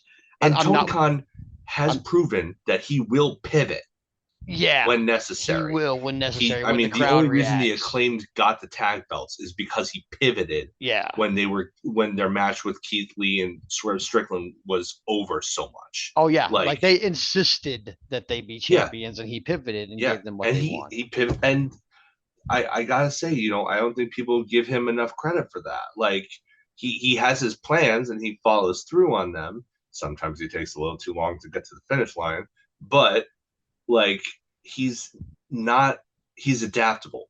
Oh yeah, He's not inflexible. yeah. If he I'll sees give him something that. is working, he goes with it. He's Yeah. not Vince McMahon, who, when something that he didn't create gets over, looked to actively squash it Yeah, I never because he understood didn't that, create it. man. Yeah, yeah. If he didn't create it, I don't understand. Like it's like it's Zack you're Ryder, making money anyway. Like Zack Ryder, Zack Ryder. Oh my gosh. Yeah, Zack huge missed Ryder. opportunity there. Brian Oh my Danielson gosh, or Daniel Bryan the Rusev, first time around. yeah, Rusev Day. Oh my like how do you gosh. not? We're not talking about Vince McMahon anymore right now. Uh, Yeah. after the match, there was a backstage interview. Rocky Romero is officially part of the conglomeration now. Sure, why not? I mean, Yeah. this is basically half of Best Friends anyway. Like, why not? Yeah. Yeah. I And mean, to Adam. be fair, more Rocky Romero on my TV is not a bad thing. The dude Yeah. seems to be a genuine good force in wrestling. Yeah. He's the forbidden door. He's the liaison for all these different wrestling companies working together. It's Yeah. Rocky. Like, Yeah. why Right. would you not feature somebody like that who has brought so much success to these working relationships? Reward that guy. Oh Put him yeah. on, pay that guy. Put him on Yeah. TV and pay him. I don't care if he's looking at the lights every single time. Pay the man. Like, I'm sure he put doesn't him on either. TV. Actually, Hmm? I mean, the way he likes to build a business, I'm sure he doesn't mind looking at Oh the lights gosh, either. no. I guarantee you, he would rather put people over than win. Right. He just seems like that kind of guy. He seems to be that giving. Yeah. Wrestling needs more people in it, like Rocky Romero. Yeah. He makes everybody Because he works with good, look fantastic. yeah, I mean, Lord knows, like, there are enough scumbags in wrestling. You need more Rocky Oh God. Romeros, Yeah, we do right? need more Rocky. Yeah, there's so many. Oh gosh. So, yeah, but why not? Put them in a conglomeration. The whole point of that gimmick is that they're a whole bunch of weirdos. They're the Island of Misfit Toys. None of them are like the other. They're all Yeah. weirdos. Yeah, why not? Why not? Who Right. cares? Put Rocky Romero on my TV more often. It's fine by me. He's got a little scribble on a T-shirt now. Like, Yeah. he's got merch. Rocky Romero has merch, guys. Hell yeah. We did it. Their merch game is stepping up hard too. I'll give them that. It's about time too, because let me tell Yeah. you, like, I've been to AEW shows and man, their merch tables are nothing to write home about. Like, they do not have a great selection of things. Like, Mm. I, which is weird. You would think that some of the earliest bad faith criticism of AEW, oh, they're a t-shirt company. How come they don't have better shirts? You're right. Like, They don't seem like they were a t-shirt company for a I'm while. glad that they're outsourcing to independent artists to come up with some of these designs, because you get a wide variety of great art from people who love wrestling but know that you can't wear wrestling shirts around because you look like a dork. Like, Right. that's why CM Punk's merch in WWE during his Summer of Punk run was great, because you could wear that stuff around and it still look cool without screaming, "Hey, I'm a wrestling dork." Like, Right. I It was a Punk cool shirts way all the for us to time. identify one another. Yeah. Yeah. Like, so you're right. They are stepping up, but Mm. they've still got a long way to go. Yeah, they do. But Rocky They do. Romero has a T-shirt. But Rocky Romero has a t-shirt, so that's always a step in the right direction. Yeah. Mark After Briscoe that, is the modern day. Mark Briscoe is the modern day Ultimate Warrior. I'll just say that his promos are just. he's way better than Warrior. Oh, okay, so he is better, but that's what he reminds me of. Like growing up in the '80s, I mean, it's one of the reasons why I love the Outrunners. But also, like Mark He's just Briscoe's screaming at promos the camera. remind me of like that's the screaming at the camera, nonsensical. Except Mark Briscoe makes sense. Mark Briscoe is like a really smart person. Yeah, Like, he is. He's a really, really smart person. You just wouldn't know it because his teeth are all knocked out. Yeah. He's got an unfortunate accent, and he chooses to live on a chicken farm. I want to know how he got that accent living in Delaware. I need to visit Sandy Fork and see how that works. It's weird. I think that, I live in upstate New York, and you would be surprised at how many, outside the city, and outside the suburbs, when you get into the rural areas, Mm-hmm. a lot of people sound like this for some reason. That, And I don't really know why. So the next segment was Tony Schiavone interviews Prince Nana. Love Prince Nana. mm-hmm. Prince I Nana stand Prince household. Nana in this house. Yes. Absolutely. Yes. Swerve when I We're drive. doing the dance. I do the We're doing the dance. dance. I do the Yeah. dance, dude. Yeah. Yes. We I got you stand gotta up do and do the dance in my house. I do. Yeah. Unabashed. It's Unashamed. perfect. It's a perfect celebration. It is. It is. He comes out and he basically says that Swerve is like mentally ready to come back, but he's not physically cleared. And then all of a sudden, out of nowhere, MVP comes out of the heel tunnel. This surprised Like, me. Legitimate yeah, surprise. I There was was no like, rumblings. I was watching with Tracy, and I'm like, what? What's going on? Like, well, actually, no, it wasn't with Tracy. I was Tracy had to work that night, but it was still like, what was going on? And he cuts great promo about how Swerve is great. He's putting over Swerve. That's what great heels do. They put the baby face over so that they can eventually tear them down and then build them back up again. It's classic stuff. And he comes out and he builds them up. And he's like, but why is the guy who beat him for the belt not in a hospital? Why is the guy who burned down his home not in a grave? Like stuff like that. And it comes down to bad management. So you're gonna see Prince Nana versus MVP, who gets to keep his name because he came up with it. WWE didn't come up with it. Smart man. Yep. Oh yeah. MVP is a very, very highly intelligent individual. But yeah, I guess too. And he hands Swerve a business card saying, hey, give this to Swerve just in case he ever wants to talk about switching management, like just really rubbing it in. And, you can't see it, but I've been told that if you take that still and you zoom in on it, the card reads Hurt Syndicate. Oh, beautiful. Which means we're getting Bobby Lashley and Shelton Benjamin most likely. Now, I love me some Shelton Benjamin. Obviously, yeah. One of the most underutilized, underappreciated talents of the last 20 years. Oh, yeah, easily. I can tolerate Bobby Lashley. He is a black hole of charisma, but he's got MVP. If we get him and Jericho close enough to each other, maybe they'll take care of one another. Yeah, the singularity. Just it'll like create a singularity. Black hole, white hole. Yeah, and then they're just both gone. Yeah, but that being said, I'll reiterate here what I told you the other day. I really hope that the first target of Lashley is Max Caster. If you know, you know. Yeah, if you know, you know, and yeah, if you know, you know. And what I would love to see is Max Caster for the first time be scared out of his mind and try to avoid Lashley as much as possible, because it would show an element of Max Caster that we haven't seen. It could facilitate a split from the Acclaim, which is badly needed at this point. They've done all they can do, and Bowens deserves a singles run. Bowens needs a singles run. I'll say that. He does so much for that company, PR-wise. Yeah, he's fantastic. Yeah, he really is. Everything you want. And C, it puts over Lashley as a monster. Yeah. A legitimate monster. Have him chase him around for 4 weeks, finally get his hands on him, and just destroy him. Yeah. Absolutely, utterly obliterate him. Like no hope spots, just destroy. Make it go on uncomfortably long. Make it go on to the point where, like, they build it so that you want to see Caster get wrecked, and then it happens, and then it goes on so long that you feel bad for him. Yeah. That's what I would love to see.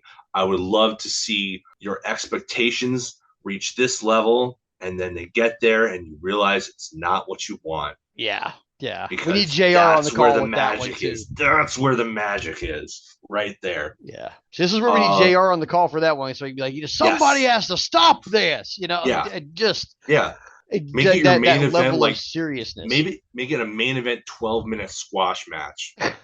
Oh yeah. Where it's just, you tie up the other guys from the Acclaimed or whatever, you cordon them off somewhere. You maybe surround the ring with the rest of the Hurt Syndicate lumberjack match style. just to fend off anybody who might come to his aid. And you just have Lashley just beat the crap out of him. And you have Caster sell like a maniac. Sell like his life depends on it. Bust him open. Just brutalize him because everybody wins from that. Oh, yeah. Everybody wins from that. Everybody gets something from that. Yeah. I like that, actually. I hope that's what happens. Remains to be seen. I really enjoyed this MVP show, like showing up. I really liked it. I thought that his like just that little like if he wants to talk business and that little emphasis he threw on there, I was like, there we go. Like you're definitely telling us what's about to happen. Yeah, you can't call it the Hurt Business because that's trademarked by WWE. But you can allude to it. Yeah, you can allude to it all day long. So yeah, fantastic. And you fantastic segment. You should bring it up as often as possible. Oh yeah. Match number 4 was Mariah May versus Yuka Sakazaki in a World Women's Title match, and it was fine. I liked this match better than a lot of other people liked it. Okay then. But yeah, the match was fine. I've noticed that since winning the belt, Mariah May has adopted a more deliberate pace, as WWE would call it, which is just code for slowing it down to get heat. Yeah. Like she still has her pockets of explosion. Her drop kicks are peak. Oh yeah, but great. Yeah, I mean, I haven't been a fan of her work as champion because she's her in-ring work. Because she just slows everything down now, whereas the matches were a little bit more competitive when she was on the chase. And now it's just like, Yuka has to do more work here, and which is fine. She's perfectly competent and capable. I'm a fan, but like it's almost like she has to carry the whole thing on her back, and the woman's only like 5'2". Yeah. So like, it was okay. It was not bad, but it didn't really feel like a world title match quality. It felt like a throwaway match on Rampage. Yeah, I thought the pacing was slow and it was too short. Personally, it was short too. Yeah. Yeah, I'm a it could have big gone fan at of least Yuka, another though. 3 minutes or so. I feel like for being as small as she is, she bumps with substance and hits with substance, which is really rare to see. And like no offense to her at all, because I like her work style also, but Kairi Sane and people like that cannot, like, as small as they are, they're small like Yuka is. They don't hit or bump with that kind of substance. Yuka just has a different substance about her. Like there's only so much. It's not about how much you weigh either. It's about how much you use your weight. And I think Yuka uses her weight. She throws her whole body into her strikes. As opposed to somebody like Riho, who good example. I love Riho. I think she's adorable. I think she's like the perfect baby face, come from behind, the underdog baby face. But she has to kind of resort to throwing her whole body into everything from the top rope because her strikes, as they are, she's so tight. They don't look. She's so tiny. Like it's, and I hate to say it's not believable because it's all about how much you're willing to suspend your disbelief. But there's an element to that that's on the performers. You have to help us along. We'll meet you halfway, but you also have to meet us halfway. And it's not like Riho or anybody like her isn't trying. It's that they maybe don't have either have the capability because of their stature, or they just haven't figured out a way yet. And I feel like, there should be room for people to grow.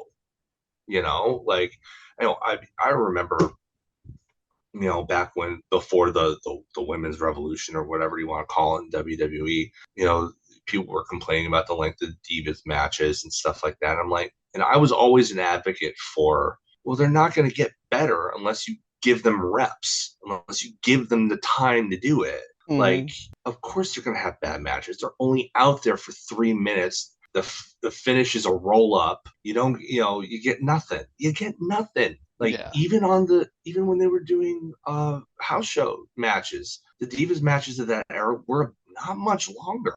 they Couple of weren't minutes, getting, 5 minutes. maybe, Yeah, maybe. they weren't taken seriously, No. but they could have been the entire time if they had given them the opportunity to go out there and have a match with some substance, with an arc, Yeah.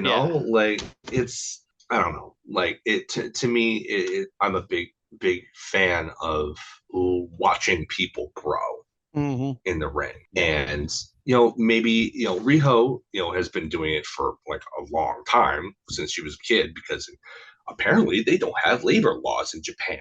Yeah, apparently But not. she's still young. Like, she's a Yeah. veteran, but she's still young and has a lot. If she can stay healthy, she's still got a long way to go. So that's not to say that she can't improve some aspects of her game that maybe might seem lacking otherwise. Mm-hmm. Whereas Yuka's already got it figured out. Yeah. You guys Like, definitely got she's it figured out. afterwards, May tried to attack Yuka after the title belt, but of all people, Willow Nightingale came out. That was nice to see, making the Mm-hmm. save, which I think makes sense. I mean, I think we all know that Mariah May isn't losing the belt to anyone until she faces Toni Storm again. Now, she may beat her, Yeah. but until that match takes place, she's not losing that belt. No, not at all. So, if the audience already knows that because it's being telegraphed from a mile away, the least you can do is give her challengers that people care about. Mm-hmm. Willow Nightingale is instantly in that conversation. She is inherently likable. She is probably the most over baby face in the women's division. And I don't really think it even comes close, No. honestly.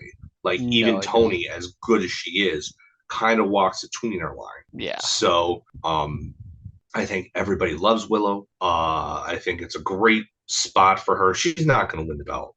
Mariah May is probably going to cheat to win. Mm-hmm. But it gives her something to do, and it gives Willow something to do in a higher profile than she was in, because she was in the TNT title scene, and now she's in the World Women's title scene.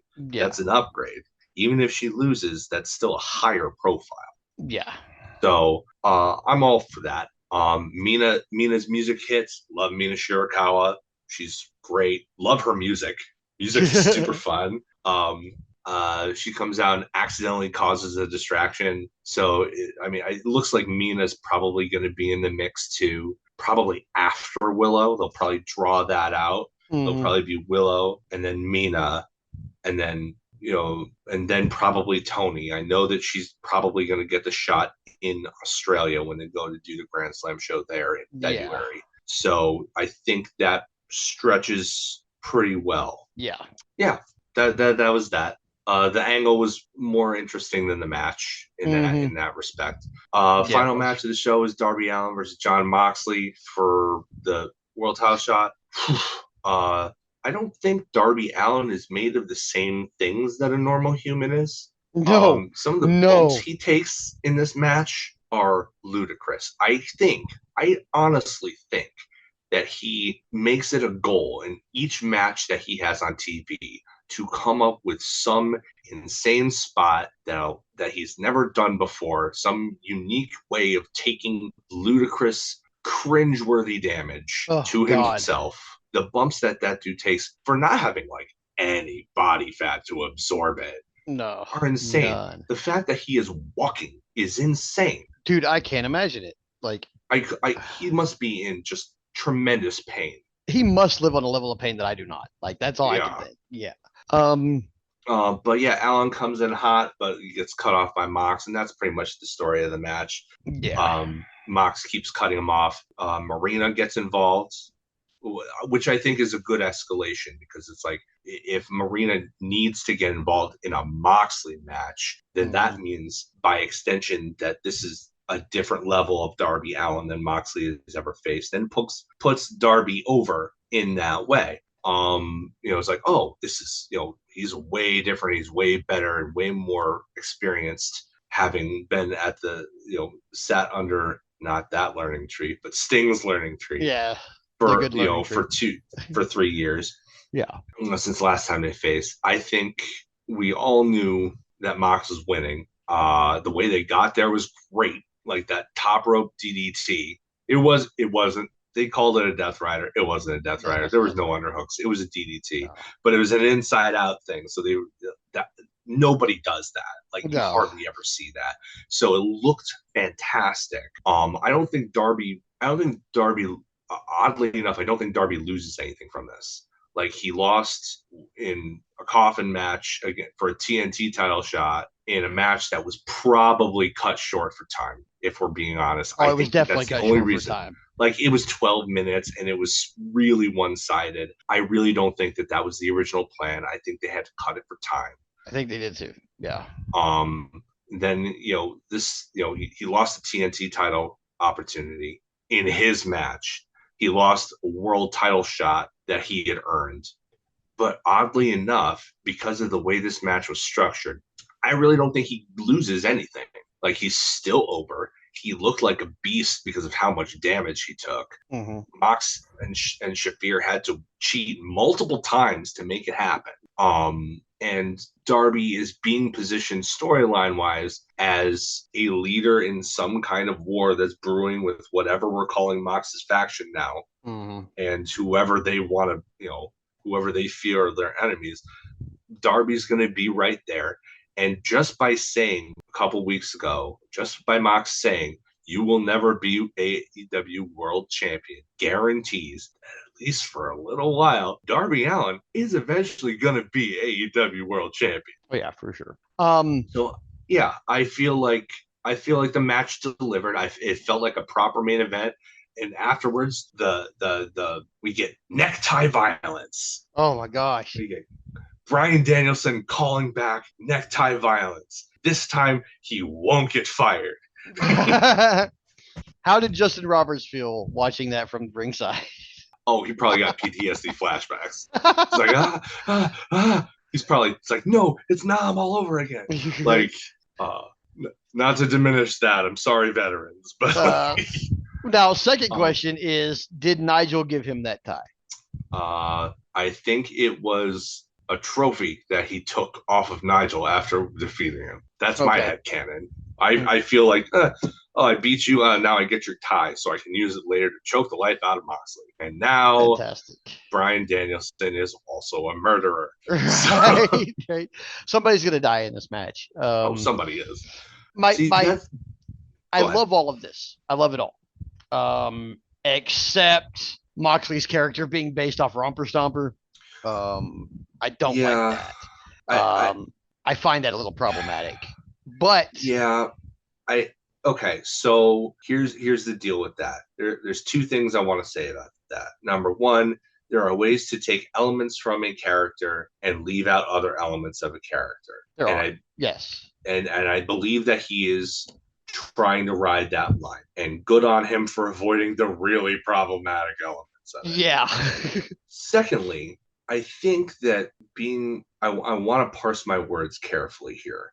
I'm not for overt messages of hate. Mm-hmm. But I do think that given how sensitive we have become as a society, for the better, for the record, I want to say that. I feel like we are trying as a society to be more empathetic towards people's plights. Mm-hmm. Little bit. But I do think that there's still, because of that, our villains have gotten sanitized. And it's more difficult to be truly villainous. Now, you can argue that doesn't matter what kind of characterization Jon Moxley has at this point, because he tried to asphyxiate a man, and that is ultimately very villainous in and of itself. But I do think that there is room for true villainy. Like, I do feel like there's room in wrestling for that, as long as that villain gets their comeuppance. That's very important. Like, you can't have another Stephanie McMahon who just rags on dudes and rags on dudes and rags on dudes and never, ever, ever got what was coming to her until, like, the tag match with Rousey at WrestleMania? Some years after. That's where Vince McMahon, the performer, had it right about his own character, because he always knew he could get heat back. So it did not hurt him, his character, in any way to be made to look like a buffoon and to get their comeuppance, and often in creative ways. Like, but for some reason, I'm wondering if maybe Hunter had a hand in it. He didn't want his wife to look weak or something like that. I don't know. Right. But Stephanie's big problem as a heel was that she, after a certain point, never was made to look foolish. Yeah. And you need that, because if you have a heel that never gets what's coming to them, what is the point of a heel? What's the point? The point of a heel is to be somebody for a baby face to vanquish. So if they're never beaten, they're just dragging the whole show down. So I do think that there's room for true villainy in wrestling if handled correctly, and most importantly, that villain gets beat in the end, because all wrestling is a modern day morality play. The bad guys need to eventually lose. Fair. That's it. Yeah. That's literally it. So the romper stomper stuff, as long as he avoids being an overt Nazi, I feel like it's I'm okay. Yeah, he's got to keep. It's a fine line to draw on that one. But I do see this being like maybe an overall escalation in the level of violence that's presented to us, because after Hangman and Swerve and they almost burned down Jack Perry, and now. Like literally, Darby almost murdered Jack Perry. Mox almost murdered Bryan Danielson. Bryan Danielson. Bryan Danielson then in turn almost murdered Jon Moxley. And now and then couple that with Tony Khan just outright saying AEW is for the sickos. Are we getting like an escalation in the level of violence? Like we had Swerve and Hangman. I mean, there's some things in Swerve and Hangman that I wouldn't advise from inside the business, but still, that was an escalation in the level of violence in that feud that was necessary. I feel like so. Is that what I think? I feel like that's the overall vibe. Like maybe we're getting an escalation in the level of violence that is taking place. Yeah, I think that they're leaning into the TV-14 rating that they have. I feel like they acknowledge that it makes them different from WWE, and if you're going to be seen as an alternative, you need to highlight the things that make you different. You're taking a chance on something like that is going to alienate your casuals that you're always chasing. AEW, where the best murder does have a ring to it, though. It does have a ring to it. I'm not sure I'm comfortable watching people drink blood, but I do kind of enjoy some of this excessive violence. It's kind of I have to be in the mood for it. Like if I can get into a mindset, I can enjoy like one death match in a vacuum. Like I couldn't go to Tournament of Death. Oh no, hell no, or something like that. Absolutely not. Like my friend George, who was in the business for a while, he was trained by CZW, and he would go to Cage of Death or Tournament of Death every year, and he would always invite me, and I'm like, that's not really my deal. I can get into like the mindset for one, but I couldn't do a whole show of them. It's not my cup of tea. Yeah, that's a lot. Before we get to Collision, I'm actually gonna go over. I actually had time to watch Rampage this week. Oh hell yeah! Okay. So, and there are a couple of things I wanted to go over simply because I felt like, wow, this is different than Rampage normally is, because there were actually stories that were being progressed, which is like, don't get me wrong, I'll always take more wrestling for the sake of it because I love the art form. But like, there was some interesting stuff specifically with Action Andretti and I'm just gonna call the whole group Top Flight. Yeah, that makes sense. Rush, the Martins, and Action Andretti. I'm just gonna call them all Top Flight. Yeah. Thankfully, they've ditched the pilot look, the commercial pilot look. Anyway, yeah. They've switched to kind of like bomber jackets. Much better look. Still thematic, but like it's much cooler. Much cooler. But it was Buddy Matthews and Malachi Black versus Action Andretti and Leo Rush. Honestly, like Andretti put some work in. He did some great character stuff here. The whole thing is the rest of the group seems to be kind of content, not really like caring too much about their win-loss record. And Andretti is like really, really annoyed that with their level of talent that they're not getting wins. So like Right. he starts off the match and he's getting he's blind tagging himself in, he's insisting on doing the work and everything like that. And it eventually bites him in the butt when the finish comes, when Leo Rush has Malachi Black in position for his great frog splash. I love the form that he has on his frog splash. Very art bar. Or Eddie Guerrero before the surgery that forced him to kind of alter how he did it. But Yeah. like he looked like an actual frog, but he got almost like D'Lo, except he gets more height. Oh, You know, okay. but because he's Leo Rush, and of course he does. But he has him in position, and Andretti blind tags himself in. Is like, I got this, and they argue a little bit, allowing Malachi to get up and push Andretti into Leo, goes to the outside, and he hit him for the end, or the Black Mass, or whatever they're calling it. And so Andretti's insistence, his frustration, but also his insistence on trying to get the win actually cost him the win, which I think is an interesting take on it. It's like he's the only one who cares, but he still cares too much, and it's self-sabotage, which is, I think, an interesting way to go.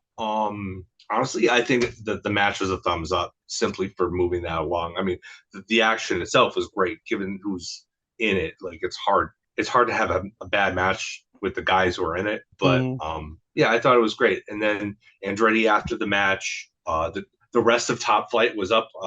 Was like coming down, and they're like, "Oh, okay, we're gonna console you and everything." But Andre's like, "I'm still mad." So he gets up and gets that water bottle, and instead of just guzzling the whole thing like he normally does, he throws it at Brody King behind his back, which is a bad idea. Yeah. But that's what set up the collision match. So that's why that match took place, because of that. Okay. So see, there are running stories from show to show if you have enough time on your hands to watch that much content. Right. Right. Yeah. Like, I'm already watching 5 hours a week. Can I afford another? Yeah. Right. Seriously, it's a lot. It's a It is. lot. It is. It is. Especially with like I watch AEW with Katie, so I don't really get to say no to that. So I watch WWE like while I'm at work and stuff. Like I'll have it on one of my third screens or something, and so I'll get through Raw and SmackDown.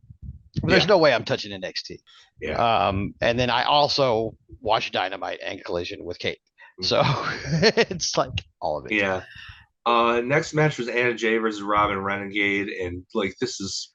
I saw clips of this one. It looks pretty cool. It was okay, but it wasn't anything that we really haven't seen. For as much as they built up Anna Jay as, oh, she spent two months in Stardom and blah blah blah, and she learned so much. Like, I didn't really see anything from her that I hadn't seen, so it was kind of disappointing because they built it up and then it didn't really deliver.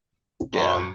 She is using a gory bomb finisher now, which I think will serve her better than a standard rear naked choke, which wasn't really applied all that well to begin with. No.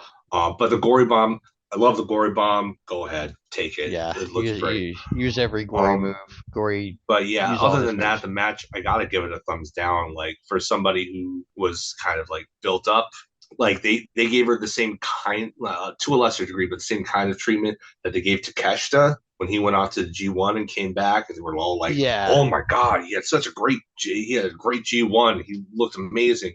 Like, they said kind of a similar thing to a lesser extent, but the same deal with Anna Jay. And I didn't, whereas Takeshita came back and looked like a freaking monster. Yeah. Anna there Jay, was no arguing with that. Anna Jay just looked like Anna Jay. And that's fine. Again, she's still only had a couple of years under her belt. But like, if you're going to build somebody up like that, you better deliver on it. Right. And speaking of Takeshita, he was in the next match with Angelico. Angelico on TV. Hey, big fan of his style, but it seemed like there was just like, I don't know, something was off. I don't know if there was a language barrier issue or what, but like they didn't really seem like they could get on the same page. Match was in the middle, it was like this, not this, but like, it was fine. But like it definitely wasn't. It was probably Takeshita's worst match since probably all year, honestly. Oh. It just, I feel like it was a bad night. I feel like if you ran this back, they'd probably figure it out. But on this night, it was just it's something was missing. After that, the Acclaimed beat two local guys whose names I couldn't get. Sorry, guys. I want to give you credit, but I missed your names. Sorry. Caster's rap on the way to the ring was weird because they were in the taping was in Springfield, Massachusetts, but he chose to rap about Springfield, Illinois because of the Haitian thing. And great. like it's like that's the wrong Springfield. You do realize that. Why are you making your entire rap about this other Springfield? Maybe he doesn't. If you were gonna do another Springfield, at least make a Simpsons joke. Like, but they debuted a new finisher. So like Caster suplexed the guy onto Bowen's shoulders. His feet were on his shoulders, and then they kind of lift it up and flip him over. So like they have a tag team finish now. Didn't name it. Didn't bother to name it. Maybe they shouldn't bother to name it. But like I honestly feel like any tag team finish is better than one guy doing the move followed by the other guy doing. Yeah, I don't really like that with a tag team. Yeah, I'm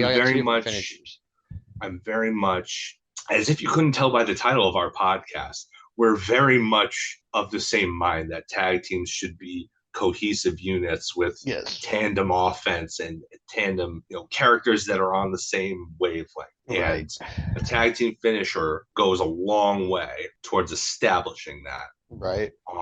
After that, they Caster got on the mic again, said he didn't mind that MXN Collections stole his jacket, but like we were going to attend that fashion show on Collision. And then MXM got on the thing, the Tron, and said, yeah, well, you're not invited.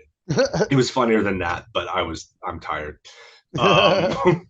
It was way funnier than that. I know you're not like a big MXM guy. Oh, I'm not a big MXM guy, but they're growing on me a little bit. I love them. I feel like were they allowed to like have their personalities when they were the maximum male models in WWE? I don't know because I was absolutely not. Or were they just jobbers?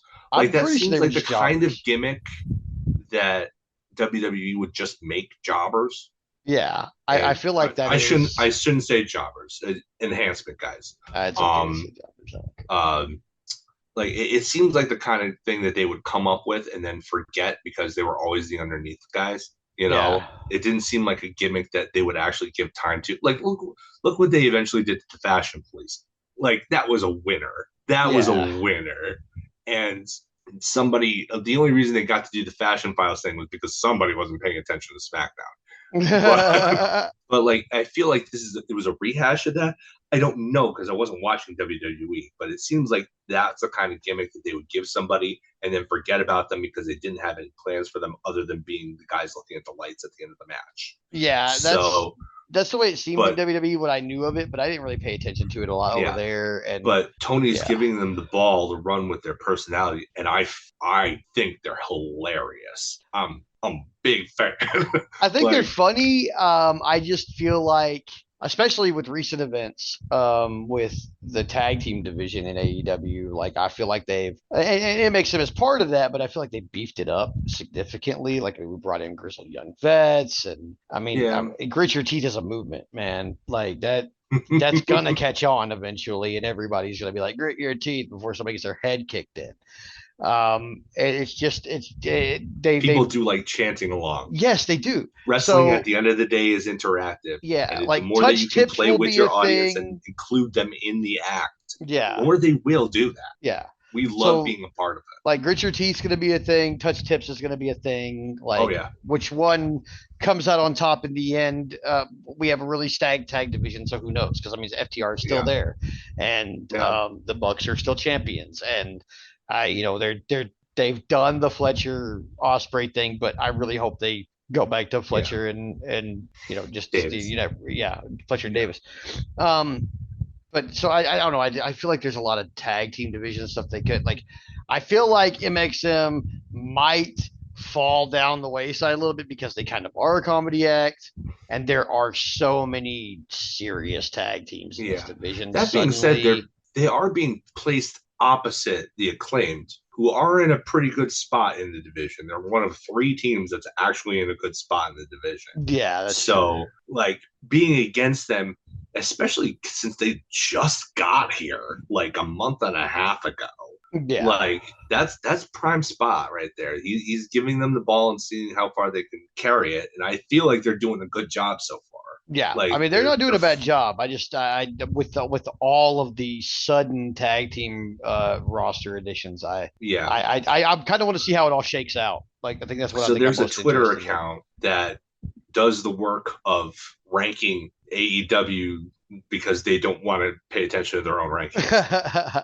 And the tag team division, as of like a few days ago, you look at the 15 tag teams that are ranked unofficially, and you know how I I will give you 3 guesses how many teams have a winning record on that list. If I'm thinking about it, probably two, maybe, 3. maybe three. It's 3. I God. it's the Acclaimed, FTR, and the Young Bucks. Those Uh, are the only I'm 3 not teams that have a surprised. winning record. Even grizzled young vets have a losing record, It's just mostly because they had that one match where they lost before they were officially signed. But yeah, still, like it's their tag team division is in serious need of reconstruction, and the way that you do that is to not book all your damn tag teams to lose. to lose. Yeah, Like, like it's like all they're doing is losing. I mean, like if you need to stratify it, do that. However you want to do that. It's your company, Tony. But like, if you want a strong tag team division, you need to have some strong contenders. Yeah, It can't just you can build around a couple of teams, but they can't be the only teams that look good at any given time. Like that's yeah. just not sustainable. That's true. So the main event was Willow Nightingale versus Taya Valkyrie. Lots of chops in this. Man, Like a yeah. lot of chops in this. Like I'm pretty sure that like Taya, I don't think she opened up Willow, but there was definite bruising that you could see Oh on wow. Willow. There's like they were hitting, and on both of them, really, they were hitting each other hard. I don't. I feel like this was a weird spot though. Like Willow got the win, as she probably. I don't know. I mean, if she was going to head into this program with Mariah, then Mhm. she should have gotten the win. That Yeah. said, Taya Valkyrie was just reintroduced on TV as this running buddy of Deonna Purrazzo. So really, she should have won 2, Well, she's. even if it was with interference from Deonna. But Deonna never showed up. I think she's So being like, framed more as a lackey to Deanna's mob boss, which I hate when they stick Italians in uh, mob angles. I know it's easy. yeah, I hate it though. it's a little played out. Yeah, I we mean, had this is the the first time I've FBI and seen it that was with a enough. woman. Yeah, it is the first time I've seen it with a woman. But yeah, we had the I FBI mean, and that was enough forever. well, I mean, let's be real here. It's not like they played that straight. No, not So, at all. but Not at all. yeah, like I, I When has love that angle Deanna. not turned out to be a joke in the end? Yeah, I love Because Deanna. I want the world for. There's so this women's division has quietly gotten very stacked yeah, over the almost last two year. stacked. Like people like Deanna Parazzo or Yeah, and you've got a others lot of are. people who like can't really afford to lose. Like Yeah, it's a decent problem to have, but it's a tricky one to have. yeah, it is. To fix. How do The you work match around that? itself was it was in the middle. Like it should have been more competitive. Like it seems pretty one sided. Valkyrie was doing most of the work. Um, but it's I honestly I would have preferred to see Deanna come out and either cost Willow the match or interfere and then have it backfire. At least try to get your heel stuff in and establish this new dynamic. Yeah, But like, she just wasn't there, and Taya was. But like, it it wasn't anything. Like, yeah, the match was fine. Like, it was executed well, but it didn't seem like it meant anything. So, no. all right, finally, Collision Grand Slam. All right, opens up with Saraya versus Jamie Hayter in a Saraya's Rules match. So, I will say, Saraya's Rules was needlessly complicated. I just But refereed a match exactly like this, and I hated refereeing it. I'll say that. that being said, This is the AEW women's division. True. And if you put the women's division in a situation where they're in a no DQ environment, they will knock it out of the park Oh yeah. every single time. At that point, you're not playing baseball, you're not playing softball, you're playing T-ball. So, Yeah, like, they I are really feel great like at no holds barred situations. Harley was great, as she always is. She's got such comedic timing for Yeah, her somebody who's timing is so really new good. to the business. She's Yeah. really like, I mean, the only reason that I can really stand watching Soraya is because it comes with Harley attached to it. Yeah, I don't really like Saraya Honestly. that much, but Harley is growing on me as long as she never sings again. Oh yeah, no, I don't want to hear her sing. Yeah, I No, don't no, want no, no. anybody singing in wrestling. Let's just not do that anymore. Like I'm okay with that Unless you never can happening sing again. well. If you can Yeah. sing well, yeah, sure. But Max can it's sing. inevitably always like a Harley or a Yeah. Jillian Hall. Yeah. You know, But like when like they, like if Max wants to sing, let him sing. yeah. I'm He can actually kind sing. of hoping that Bobby Lashley will scare him to the point that he cannot rap. No, wrong Max. MJF Oh, you're is the talking about Max I was referring to. okay, no, that I'm okay with that Yeah. because Sorry. I Wrong really like Max. the I understand my error. I really like the old Sinatra stuff. So MJF singing and all Yeah. that, like that's very reminiscent of that. I'm cool with I it. I I understand was a why they do. huge fan of the dinner debonair Oh yeah. because I'm corny like that. Loved it. I absolutely adored it. It's fantastic. Should have won an Emmy. Uh, the match ends where like Hater looked like a monster here because she was fending off both ladies left and right. Um, really interesting weapons. We had toy cars, which I think is a first. I've never seen toy cars used as a weapon in a wrestling match before. Um, uh, the what was it? It was what was it? Shoot, I'm looking at my math and my notes here. Um, yeah, Hater wins with a haterade. That's right. She ran through Saray ran through a table with Saraya on her shoulders. Oh So shit. Okay. like she did the whole like, oh, I'm gonna Death Valley driver you through this table here because Hater looked, even though she's lost a little bit of mass, she still Yeah. looks like a monster in this match. Great way of establishing Hater, and she did the whole thing where she like mimed rubbing dirt on her as she left. So this is over. That signifies that this is over and Hater's on to other things, Good. which is good. That's fine. Yes. Give me Hater and Mercedes. With Hater. I want to coming out see on that. top. I want to see that. I want to see Hater be the one to beat Mercedes. I need to see somebody beat Mercedes, and I need to see it happen soon. And then I need them to completely reconfigure what the way she works in the ring, and then Yeah, like she's trying to wrestle a style that doesn't really suit her. Yeah, that's the the only biggest problem. major issue. Like, if you want to call me a hater about anything in AEW, it's the fact that I believe that they are overpaying Mercedes Moné. Well, here's the thing: lot. like, we know that she can wrestle because we've seen it. Yeah, we've seen it, but we are not. We've seen Sasha Banks. Yeah, we've seen Sasha Banks have classic at WrestleMania. We've seen her have a series of classics with Charlotte. We've seen her have arguably the most important women's match of all time at Takeover Brooklyn. Yeah, we know she can go. So what's missing? Yeah, why isn't she different? going? I don't know. I don't. She needs, first of all, she needs a new finish because she's using a finish that really shouldn't be used except by somebody who's tall. That's like a Nyla Rose finish, or like, you know, like a Marina Shafir finish, maybe. That'd be like you need somebody tall to give that to Camille. Give it to Camille. Let her do the backpack and let her roll do off. Because when she's so short, she has less time to flip them over into the position where they need to be because they're not as tall and they can't get in position fast enough.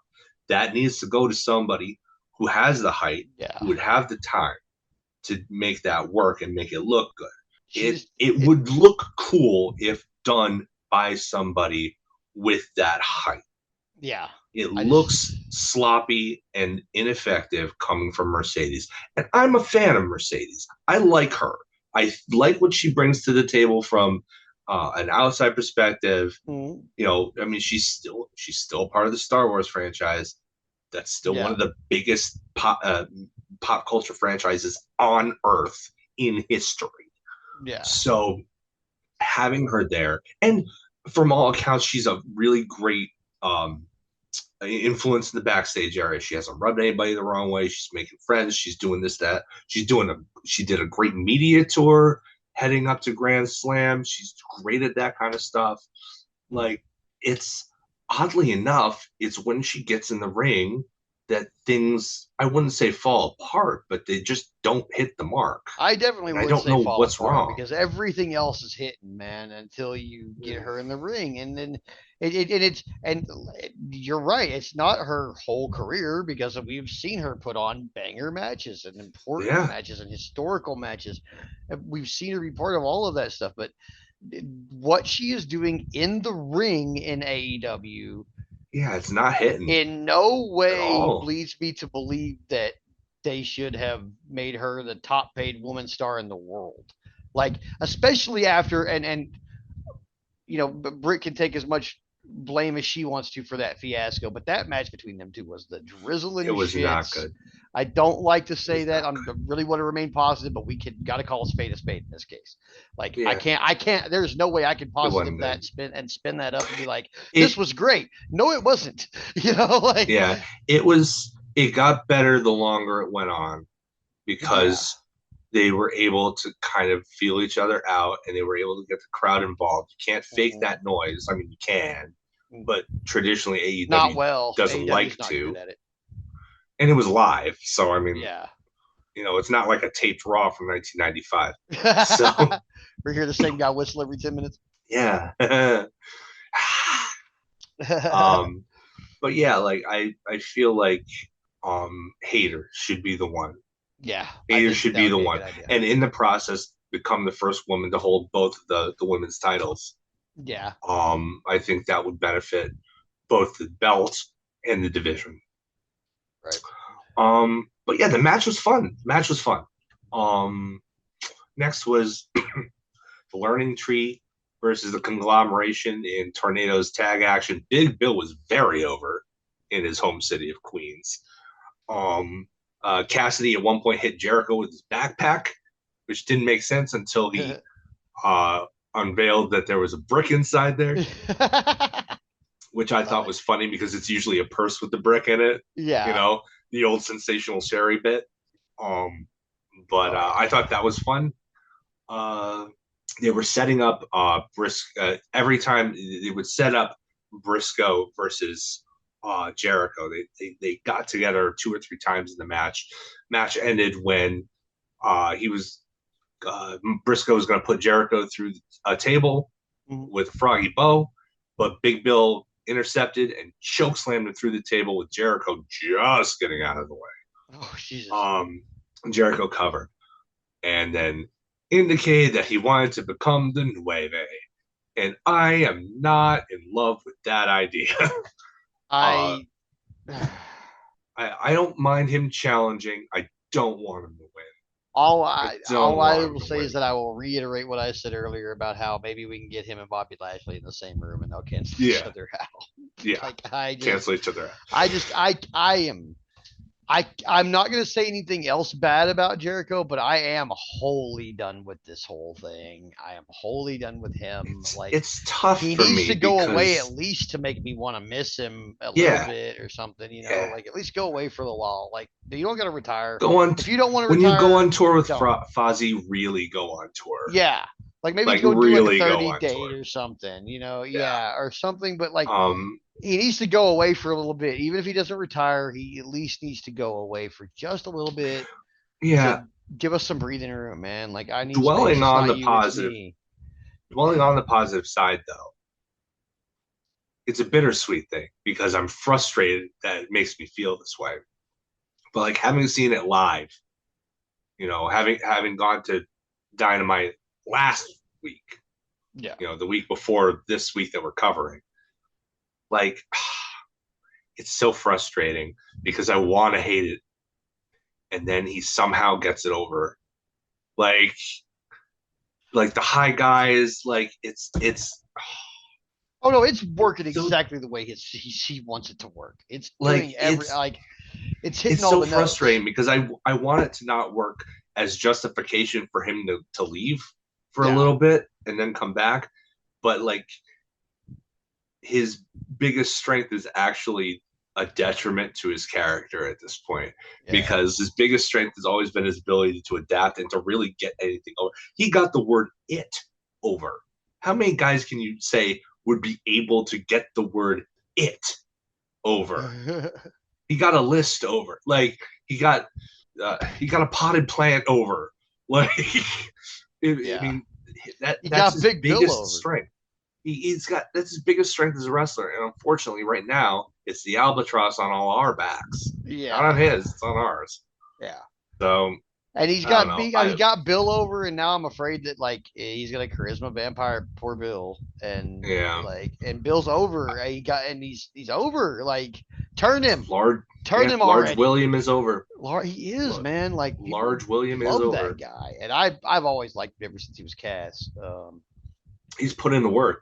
It's Yeah, very he clear has that put he's in the been work. putting in the work. Oh yeah, yeah, Good for he's him for definitely being sober for what was it, 5 years now? I five think years now. Yeah, recently. which is I think he crazy. said Like that's a difficult task. So that's go really him. good for him, and it's very clear Oh yeah, it that he's shows. put in the work and that his work has improved as a result. Right. Match 3 was Brody King versus Action Andretti, building off of the thing from Rampage. I liked how Andretti started off hot. It showed that he was, trying to be a smart baby face. He got him down, but he kicked out the shooting star, the standing shooting star, one because he's Brody King. He won't go down that easily. Um, Brody got him eventually and just mauled him, killed him with a cannonball. 1, 2, 3. Like, as far as squash matches are concerned, this was good. Like, it was more of an angle than a match, really, though, because afterwards, Lance Archer and the Righteous attacked Top Flight as they were coming down the ramp to help Andretti out. So, like, Huh. like the Righteous and Lance Archer, it gives Lance something to do. Like, He kind of fits with what them are we? though. That makes sense. Yeah, that aesthetically, thematically, they Yeah. seem to fit together. Um, Yeah. Give him a run at the trios title. I mean, Lance is too good to not be involved in something. Yeah. Like Yeah. somebody with his size being able to do the things that he can do. Like Yeah. to a degree, they've protected him. Like it's always a struggle for an opponent to beat Lance Archer, even though they tend to beat him. Yeah. But like it's always shown to be a mountain to climb, Yeah. which is good. That protects Lance to a degree. But after a while, there's only so many local guys you can throw around backstage and put through ceilings before it's like, okay, well, are you really dangerous? Then why don't you have gold around your waist? But Right. it, like, Like he probably should have been champion at least once by now. I mean, his biggest accomplishment was being one of the very few people to beat John Moxley on Dynamite in a Texas death match for the IWGP US title. Mm. That was a big deal for him. But since then, like nothing. That was like 3 years ago. Oh gosh, yeah. He definitely needs something. But that's a good fit though, I think, him and the Righteous. Yeah. I like them too. Um, They're very good. yeah. Match 4 was the open challenge for the TNT title. Jack Perry and his bus, which okay. This is the thing I hate the most about Jack Perry. He drives his bus in, he leaves it running, he leaves the door open. Why is nobody stealing that bus? I want somebody to steal the bus. By wrestling rules, it's got to be. It's got to be somebody. It's got to be soon, right? Yeah. Please tell me that these are seeds that are being planted where it's like, oh, he's being hoisted by his own petard because he's an idiot and showing everybody that he's leaving his bus unlocked and running Yeah. throughout I'm the just trying to whole think of who it match. should be though. Like, who would it be? Like, do we want That to would go be a great. funny? Because it'd be hilarious if the Outrunners did it. Yeah, and then like took it to the beach or something. Like showed your truck, yeah, but I showed mean, you what do bust they a good get? time. You know, What do they get from that though? Like yeah, both of them nothing. can't So that's what I'm trying to compete figure for out. the Like, TNT title. but that would just be it'd just be funny. That's what I'm saying. You Like it'd could, just be it a would funny be thing. funny. You could Um, give Hook some personality, have him be the guy, have him smirk as he's like, huh, yeah, well, you left it running. Brooklyn rules states that this is mine now. right. Apparently, You you could do don't know something with about it. driver assisted theft. Yeah. But yeah, that's the thing I hate the most about this gimmick is that like you're an idiot. Like, why are you leaving? You're showing everybody you're doing this. You do realize you're on TV doing this, right? You're Right. just inviting your insurance premium on that thing must be insane because you're being shown on national television that you don't care about its welfare. Like, Right. but he laid out an open challenge and Murder Grandpa shows up. I love Minoru Suzuki so much. Minoru Suzuki. Love that dude. And he just no sells through the entire thing. And it's great. Like they did something very rare in this match for AEW. They did a count out finish. They made it What? so that Suzuki was so tough that Perry had to drag him to the outside, hit him with a draping DDT to the concrete, and then hit him with the running knee into the metal steps Oh to Jesus. beat him. He couldn't beat him in the ring. He couldn't beat the Murder Grandpa in the ring. So he had to take desperate measures and take the count out victory like a cheap POS. So I feel like I have to give it a thumbs in the middle because like it kind of went on a little too long. There's only so much you can no sell before it gets repetitive. But like I actually kind of dug the count out finish because they don't do it often and they did it intelligently because it protects both guys' shtick. Yeah. Yeah, I Oh, and definitely protected afterward, Murder Grandpa. and afterwards we get Katsuyori Shibata coming out. So I mean, I honestly like why isn't he part of MXM collection? Because that dude could be a model. He's a good looking man. I'm gonna say it right now. He's a good looking Yeah, man. except he's gonna type on his phone and it's gonna be like, these guys are weird. I mean, that's how Yeah, you set up the feud, I guess. I guess. What is wrong Yeah, with I'm you guys? big fan of Shibata, so maybe he's the next in line for a TNT title shot. I'd like to see that. I could see that, and I would like to see it. Yeah, I I'm would like to see it. interested in that match because I think that the more the Japanese guys specifically that Perry can get in the ring with, the more he'll improve, the more he'll learn, and Yeah, the grittier he will have to get. yeah, They're doing the strong push with him, like they're doing the hard sell. Like, look at how much this guy can take. He got lit on fire. He did this, did that. But you look at him and he's still a twerp. yeah, Like, I think he's miscast. Like, they never should have turned him heel because as an underdog baby face, he's great. yeah. But like, you and it can't. And it's not even the scapegoat character because they turned him heel before all the stuff with CM Punk. Yeah. So like, it wasn't working then either. No. Like, I don't buy him as a heel because I don't buy him as dangerous. Like, I can buy him as the guy who gets the upset win with a surprise roll up every now and then, or somebody who can maybe out wrestle a guy who of a similar size. Somebody, but I can't. I don't buy him as tougher than anybody. No. You know what I mean? Yeah. Yeah. Like, I just don't see which him is as like a weird because we've badass. seen him literally go to insane lengths to try to prove his toughness. Like, I don't want to get set on fire. He volunteered. Like, Yeah. he is tough. He just doesn't come off that way. Like, No. it's Like it's you it's set so him on fire and frustrating. people are still like, this guy's a wimp. Like Yeah. Like, how is that possible? Like, you know why? It's because he looks like a twerp. yeah. Like, I mean, maybe honestly, and I can't believe I'm saying this, maybe he needs to cut his hair